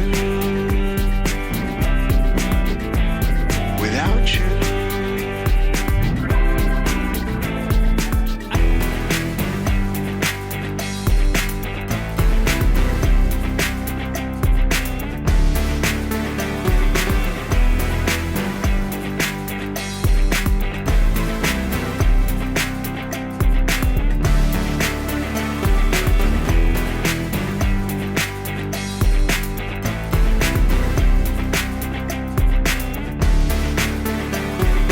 Yeah, this section's gonna build gigantic and live.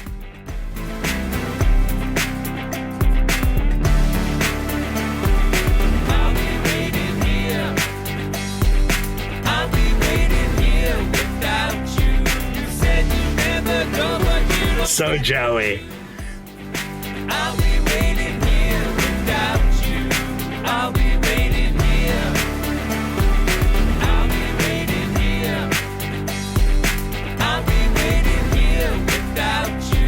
You said you never go, but you don't get to choose. I'll be waiting here without you. I'll be waiting here.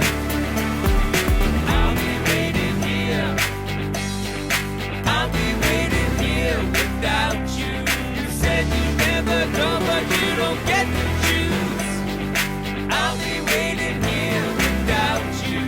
I'll be waiting here. Woo! There it is, huh? Yeah. That's Without You. I wrote that song in 2015, actually. The second verse, Melody in Your Hand, that was written with Benji Eisen, who's going to be really excited that it got played finally 9 years later. He actually helped me write Miracles too, and plan on doing some more work with him as well. That was a great opportunity to rip a bunch of dabs, but right now I'm like, I'm teetering on the edge. I'm teetering. If you need a moment. I'm teetering. No, I'm good. Well, Yeah, man. I mean, look at what's happening here. This is what I'm talking about. Like, we get together, we debut songs. People are going to now know that's Without You. You know, and you kind of know that there's something called I Release, and you know about birthday wishes now. And it's just, here's the thing. I don't even fucking care if we ever play these songs. Like, we have so many new songs. Like, nothing. I don't think I could write something by myself that's as great as like Trapdoor. But like the way that things come together when the whole band is working together, it's on a different level from what I think I can achieve by myself. But I have a very specific way of writing, and both lyrically and, you know, harmonically. And the fans have been actually asking me, like, when are you going to do some writing? Right. And I'm like, well, I mean, like, Fire Will Exchange, Ring the Doorbell Twice, like, you know, like No Recollection, like, you know, in the end we have Forever. Like in the end we have Forever. All of these songs I wrote, like, you know, it's like in the end we have Forever, like that bass line comes right out of the bass line, right? And it's like that's where they take these bass lines and they write songs off of them, like the Doorbell Jam from that the original jam that we played at the Capitol Theater, it was a very intentional set of chord changes that I played in that moment, like, you know, and like I knew, like, when I was playing them that it was going to end up being a song. Like I had never played that set of changes before. That particular set of changes, I was like, oh, this is kind of like a new set of changes for this type of jam. I added that extra chord and I played the 3 chord before the 4 chord coming. It's D to B flat to F to G, and I'd been playing a lot of jams D to B flat to G, 1, 6, 4. I added that minor 3 chord in, and it just like, I just could hear it was like a pop fucking song, you know? And like, I knew that was going to end up being a song. And so somebody was like, when are you going to write songs? I'm like, man, all these songs are like, they're like laced with my music in them, you know? And like, even like the lyrics I'm working on with Doorbell and the melodies and like in the studio, and like fans, like multiple fans have said the same thing, which is great. And we can hear it, but it's different. Something's different about like a Brownie song, you know, versus like this new batch of songs are like Disco Biscuit songs. But there's some, like The Bridge is a Brownie song, or Humu is a Brownie song, Camioli, they all have like something about them that's kind of similar, that kind of a through line, you know, both conceptually, like lyrically, and like conceptually, like musically and harmonically. And so, God, I don't know it was going to ever fucking happen if I hadn't burned that little piece of paper, dropped it in the fire in Montana, and like set boundaries and intentions, you know, for this 6-week period. And honestly, into the future, like, you know, I like just want to be present. I want my life back from like fucking technology. Like I have just like, it's like I felt when I was addicted to cigarettes, there was like a year period where I was in pain. Like I was nauseous from smoking a pack of cigarettes every day. It would make me sick. I would smoke a couple in a row and I would get nauseous. So I knew I had to stop. I knew that it wasn't sustainable, but I couldn't stop. I don't know it's just like I couldn't stop. I was addicted. There was no way to stop. I know what addiction is like. And it's hell. Like to want to stop something and then just keep doing it, right? I've done that so many times in my life. As I've gotten older, I've gotten significantly better at like controlling my urges to the point where I don't think I need to like end up like in rehab or like, you know, in order to like, you know, live a functional life. And like, I'm just like, I don't have like that kind of a problem. But with the fucking phone, I do. Like I see everybody does. And like, it's just like, it had to change. Right. And so here we are. And it's like, I feel excited because I know that as much as people love interacting online, I think that more than that, they love listening to the songs. And if there aren't new songs being written because you're just like spending all your time, like, you know, being like customer service line. And then like, there's a joke about that, but it's not a fucking joke, man. Do you have any idea how many inquiries I have to deal with over the course of a week?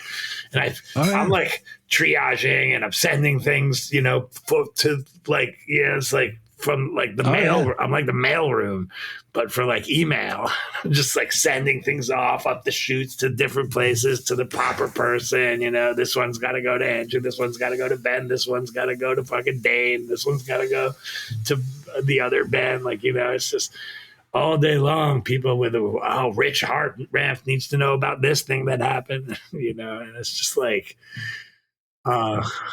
peace and love.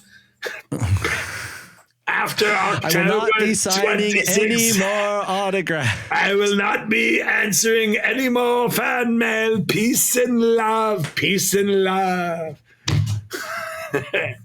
You know. I think that social media fills a void, but it is a poor substitute for what it is that we're really seeking, which is that meaningful human contact. Right. It is a technological facsimile of it. It's not the real thing.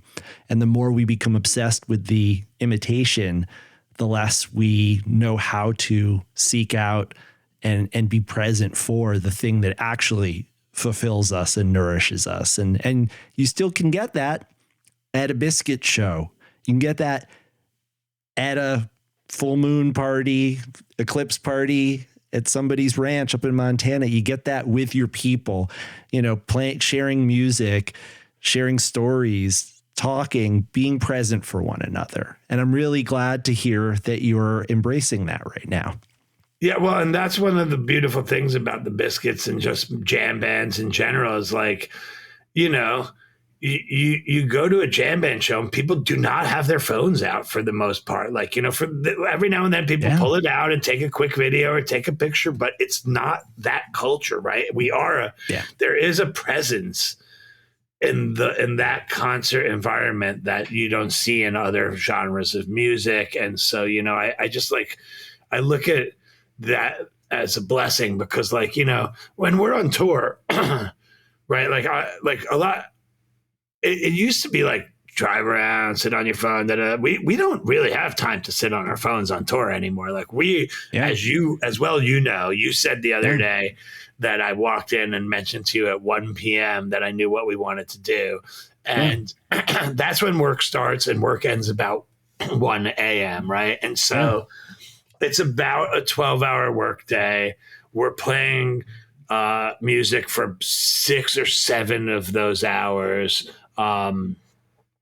actively. And then there's sound check on top of that, and then there's like the rehearsing without our instruments, talking through stuff, and all of the other little things that happen throughout the course of a Biscuits day. But for the most part, it's a very present place. Like for the most part, everybody's very present there from the very beginning of the day until the very end of the day. So that's like one thing about tour that's just great is like, it's already like that. It's like hard to find time to shoot off a social media post when we're on tour. Like sometimes I feel stressed because I'll be like, fuck, I have a late night show in Wilmington and we're in Delaware and now we're in Atlantic City and I need to at some point find 30 minutes to like write a post for Twitter, Instagram, and Facebook and get them out so that people know that I have this thing. Yeah. And it's not easy to find that time on tour. It's that when you get off tour and you come home and you're sitting there and it's just like, now what? Like, it's like managing life then has, that's what this new undertaking is about. It's about how to go back to the most productive I've ever been. It's just like, you were there when I was the most productive I've ever been. Probably the year 2000, when I was out of the band was probably my most productive 6 months. I wrote like 17 songs or something. I had a lot to say. You got to have a lot to say. You have to have something to say. If you don't have something to say, right? Like if you're like working on yourself or like there needs to be like something, spirituality or like, or just anything. Like Miracles was about, like Without You was about my brother dying. Miracles was about like when I was like, had kind of gotten out of control with drug use and had to do like an abrupt stop back in like 2016 or whatever it was, 15. And I wrote a song about it, I wrote a song about like, the miracle of life and just like how it's not worth, not living with intention, and especially like sticking with those intentions. And that's what that song is about, and so, but if you don't have anything to say, then it's really hard. Unless you have a story to tell, like you want to write a story about space aliens, like, coming and the Biscuits thing. That's fun because that was like, oh, let's write a story about this. Like chemical warfare was the same thing. It was like, I had like an idea for a story and it was like, this is great. I could get 10, 11 songs just out of this one story. Same with the Maui project. It was like, I could get like that's when I was the most productive, was when I was telling long form stories through music, you know what I mean? Like writing 8 or 9 songs about the same thing. And so, I'm hoping to get back there right now. Like, and obviously the band continues to, as a full band, churn music out at a ridiculous rate.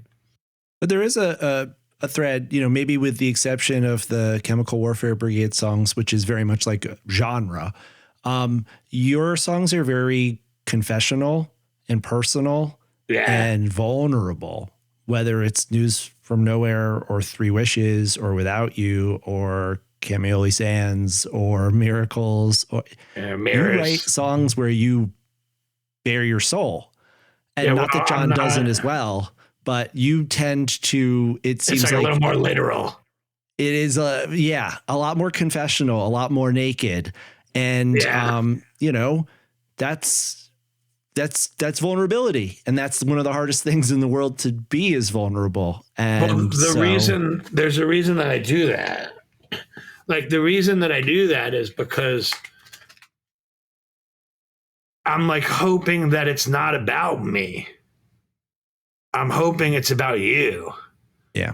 Right. Like, I'm hoping it's about all of you. Like, you know, like these are not, they're personal experiences and personal stories, but they're not unique. Right. They're omnipresent. You know, these are ideas and concepts that like everybody goes through. Right. And so if you could capture something super vulnerable and emotional artistically, there's a very good chance that it's going to connect with other people, because we all are go through similar things in life, right? And so that's why I do that. Why I do that is because I'm hoping that somebody's going to hear it and be like, yes. I'm hoping somebody's going to be standing next to the person they love when they're listening to Mirrors, and it's going to be about them, not about me. Right. Yeah. I get told that so often, you know, in the DMs, you know, that a song has a personal meaning to somebody because they heard it with somebody and that became their song. And of course, that's what happens. Right. Yeah. So I'm trying to give people things that are genuine. Right. Like, if I can be genuine, then I can connect, right? Like, if you're not being genuine, it's like, who knows if you can ever connect that way? I don't know. Like, I guess you could be manipulative and make some shit up, but like, if it's coming from the heart, then it's going to end up reaching the heart. Beautiful. Well, Mark, we've been going for 2.5 hours, and as always, barely scratched the surface. So we're probably gonna have to do a part 2, because I got a whole section of questions about food, about your outfits. People want to know about the flavoralls. They want to know. I'll tell you right now, let's do that before. I don't want to get through this without talking about flavoralls. Okay. Joey Lichter said, who is your stylist and how do you make those flavoralls look so good on you? Yes. Thank you, Joey. I appreciate that. It's not by running 85 miles at a time. I'll tell you that much. He also wanted to know how the running is going, but I do elliptical because, like, as you know, Max and I did a running challenge together where we ran 3 miles a day for 100 days straight. And, you know, like, that'll tear your hips to shreds at our age. They told me I have to have a hip replacement eventually. This is one of the most healthy, like, well fit and shaped guys you'll ever see over here on the other side of the screen. And his hips are fucked from our running endeavors. Thanks, Jake. I stopped from when I heard that his hips were fucked. I stopped, and I will go on the elliptical, and, you know, using my fitness watch, I'm able to, like, track, you know, of course, like, what zone I'm in. But so I'm making sure that, like, I'm hitting, like, the same cardio levels that I would be if I was running at a good pace on a machine, and I just, like, push myself to do that. But I'm doing it on, like, low impact machines because I really don't want to get hurt. I've been hurt so much over the last 5 years. I've been so fucking injured. My eye and my shoulder, and I'm just like, I want to, like, get back in strength. I'm starting to get back in shape. I came off of tour for the first time ever, 13 pounds lighter than a month ago. It was, you know, Dane and being super, like, smart about, like, how I'm eating and how much I'm eating and when I'm eating, and, like, no snacking and, like, working out, still going out. So that's been going, like, you know, I'm finally getting there, which is good. But yeah, anyway. The flavoralls came from Shakedown Street. I don't have a stylist. I'm my own stylist, but I have made like a conscious effort. You know, it's like Barber's got the jumpsuits, right? And we have the jumpsuits too, right? And it looks great when the whole band's in jumpsuits, right? And then we have our track suits, and that looks great when the whole band's in track suits. But, you know, about a year ago, I saw Mazer, New Springfield Boogie. Alex came in these flavoralls, and I asked him about them, and he's like, oh, my friend from Shakedown does these. And so when I was out at the Sphere this summer, I was on Shakedown, and Alex was like, yo, the flavorall guy is right over there. I went over. His name is Brett. He's lives in San Diego. Guy's from Jersey. He's a great fucking guy. And he sorted me out with the first pair that I had. And then, you know, I wore them twice on stage. And then I texted him. I was like, dude, I have a fucking huge problem. He's like, what's the problem? I was like, I've worn these twice on stage. If I go back for a third time without like switching it up, what am I going to do? And he's like, dude, I got you. And he sent me a new pair overnight, which showed up in Utah. And so I was able to bust them out. And then two new pairs just showed up yesterday. That are, one is a one of one, just at my new favorite pair, absolutely sick. And so like Flavoralls is the brand. Like the best thing that could possibly happen out of this. So he told me that somebody made a Flavorall order last week and mentioned that they found out about them from me. Yeah. If you are going to order Flavoralls from this dude, do please tell him that you found out about them from the Disco Biscuits or from me, because it means a lot to me and it means a lot to him.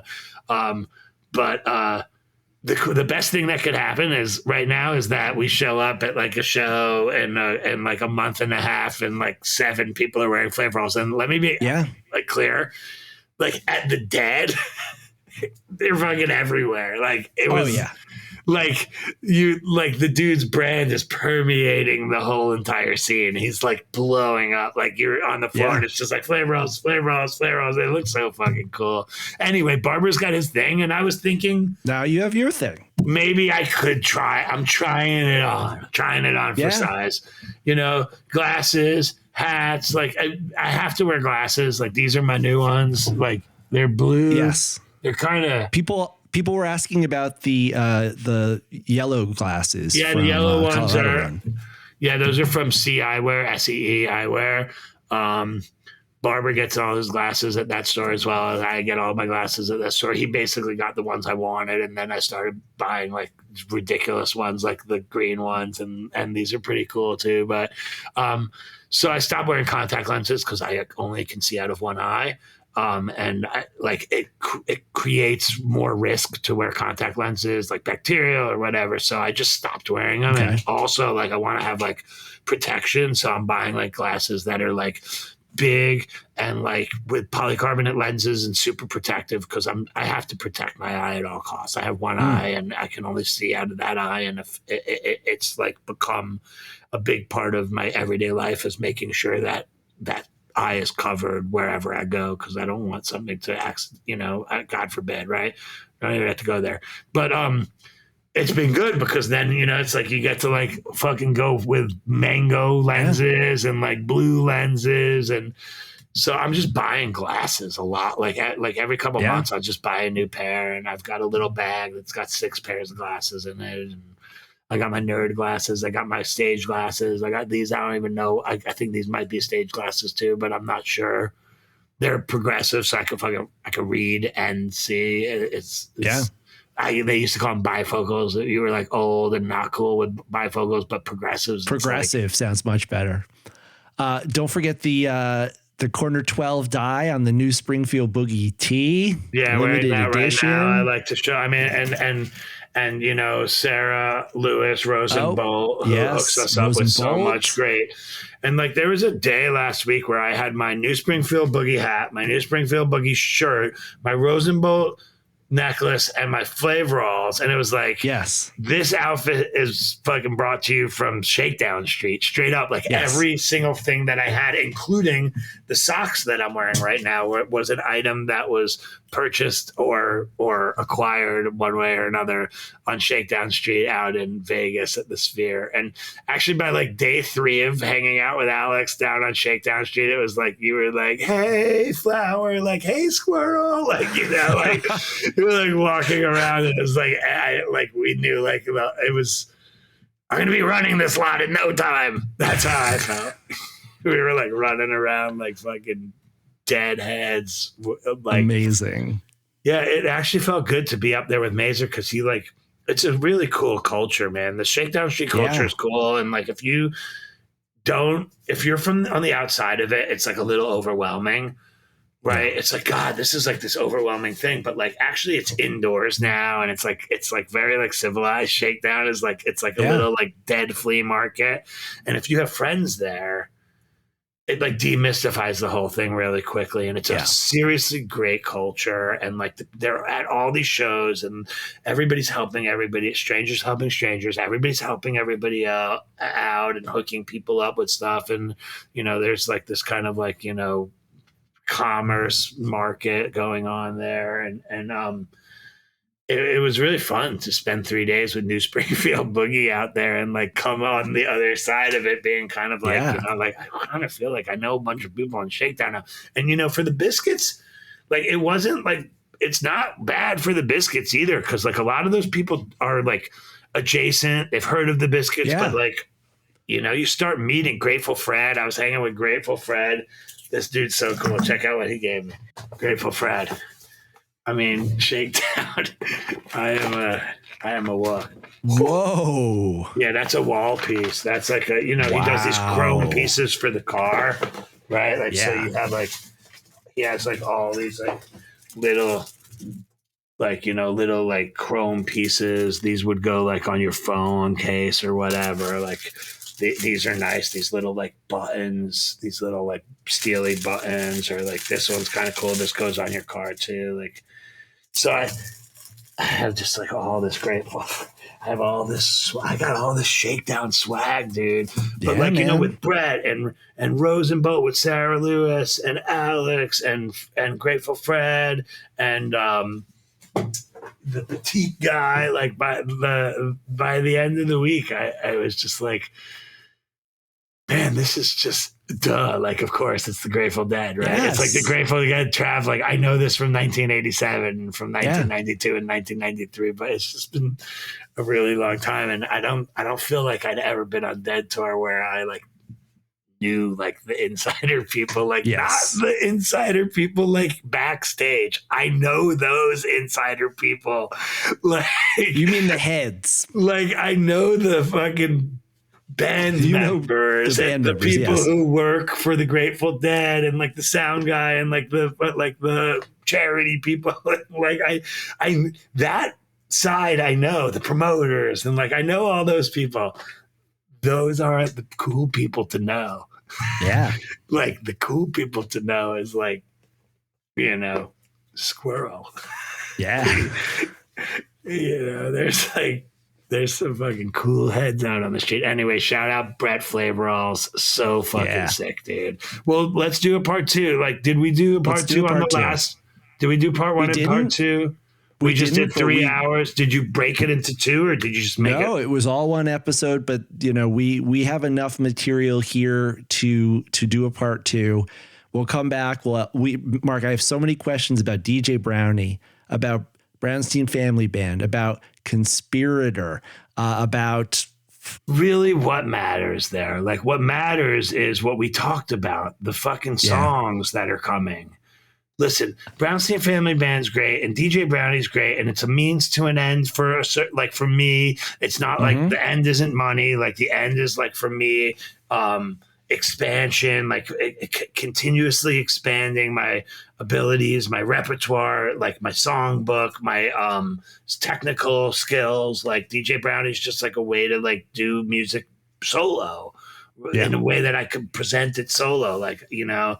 And so like those things are fucking great and fun, and I appreciate the support, you know, but like we're here for the biscuits, right? And like and what's important is not what we're eating. Although yes, we have to eat, right? I swear to God, the topic that we got the most questions on was probably food outside of songs. But what do they want to know about food? I mean, I love sesame noodles. When we were in Utah, I found a restaurant that had the #1 noodle restaurant in all of Utah. And like the reviews were like, I'm from northern China. I never thought I would find a restaurant in Utah that rivaled the best Chinese like noodle shops in like northern China. And there was like 70 or 80 reviews just like that in a row. So I ordered a shit ton of noodles for me, John, and Aaron, and it was special. I mean, they were hand drawn noodles. They were really special. The sesame noodles were. They were unbelievable. And so, amazing. Yeah, food, great. What else? They want to know, like, what? I saw one. It was like, what was the best thing you ate in, like, all of the places you went? Favorite sandwich, favorite dessert, favorite post-show comfort food. What's your Taco Bell order? I've never been to Taco Bell. Stop it. Who cares Barber about as well. Any of these things? Actually, the first time I ever went to Taco Bell was this summer, coming home from Electric Forest, going back to my hotel. Whoa. And it was the only thing that was open. It was like 4 a.m. It was the only thing that was open. I had the taco pizza. It was good. Whatever. Okay. There you go. Food. Well, I'm playing you songs here. We debuted 3 different snippets of songs, and they want to know about food. Tell me what's the most interesting question you got before we go? The last question, the most interesting, I think.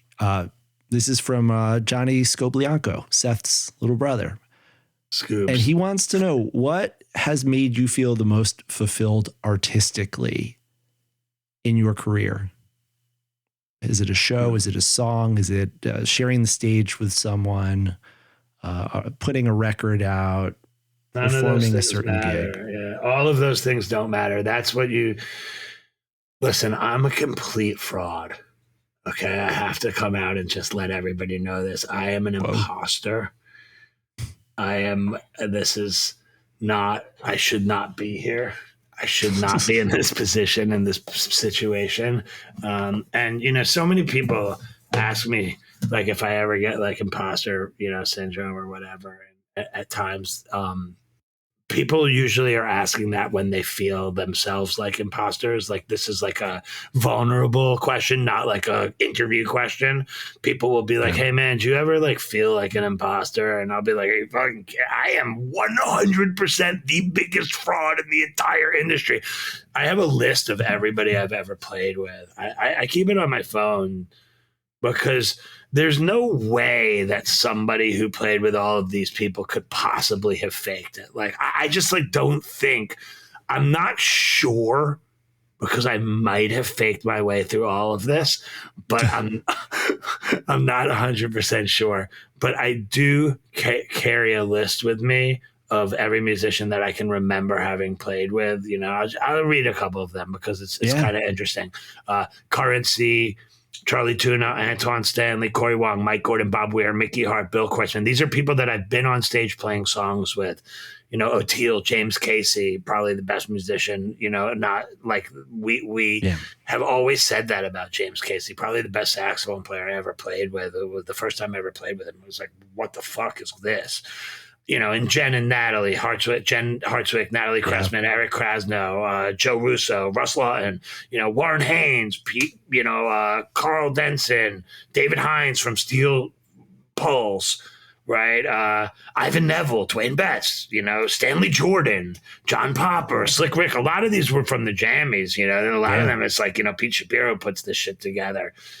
John Medeski. The point, and the list goes on and on and on. And I keep this list for 2 reasons. One, I just want to, as an archive, just to be able to remember all of my experiences. Each one of those is a memory that I remember very clearly what happened. And just keeping that list helps me kind of keep track of my memories. And then the other side is like, man, this is a fucking impressive list of musicians to have shared the stage with. So, we as a band, because it's not just me, it's like a situation that we've gotten into from being the Disco Biscuits. It's John being so great that gets me to be able to play with these people. It's Aaron being so great. It's Alan being so great. It's not about me. It's the sum of the parts that made the Disco Biscuits, because I play DJ Brownie shows, there'll be fucking 10 people there. I'll go off by myself, but like the Disco Biscuits go to that same town and it's like 2,000 people. So it's not all of these things. Everything is driven by the team, even like me being off by myself. on Jam Cruise playing a set with, Ivan Neville and Carl Benson and Charlie Tuna. It's like, that's not because of me. It's because of us. It's because of we. It's this team has put us all individually in fortunate situations where we get to have these incredible experiences. I don't even remember the question. What was the question? When have you felt the most artistically fulfilled? Yeah, great. Not at any of these moments. That was the point. The point was, this is just like, these are awards, right? Yeah. Like, I felt so amazing when I was playing with Charlie Tuna, but like, I don't feel that amazing right now. But what the feeling that never went away was the feeling of fulfillment that you get when a song becomes something when it was nothing, and then it becomes something. The most fulfilled you could possibly feel creatively as an artist is actually creating something from nothing, and it's more than the applause and cheering and like all of the different points where you're out kind of like experiencing, the execution of it all. The most fulfilling moment is you're usually by yourself. Wow. Well, Mark, thank you so much. You did not disappoint. Neither did you. It as you always do. You know me. I bring my A game, you bring your A game, and that is why we make such an amazing duo. We're up to 2 hours and 45 minutes. Great. Let's stop now before we hit 3. I was 100% sure we were going to do this in an hour. Oh, fuck! Yes. Always. Fuck! All right. Well, Mark, thank you so much, and come back again sometime real soon. All right. Love you. Thank you.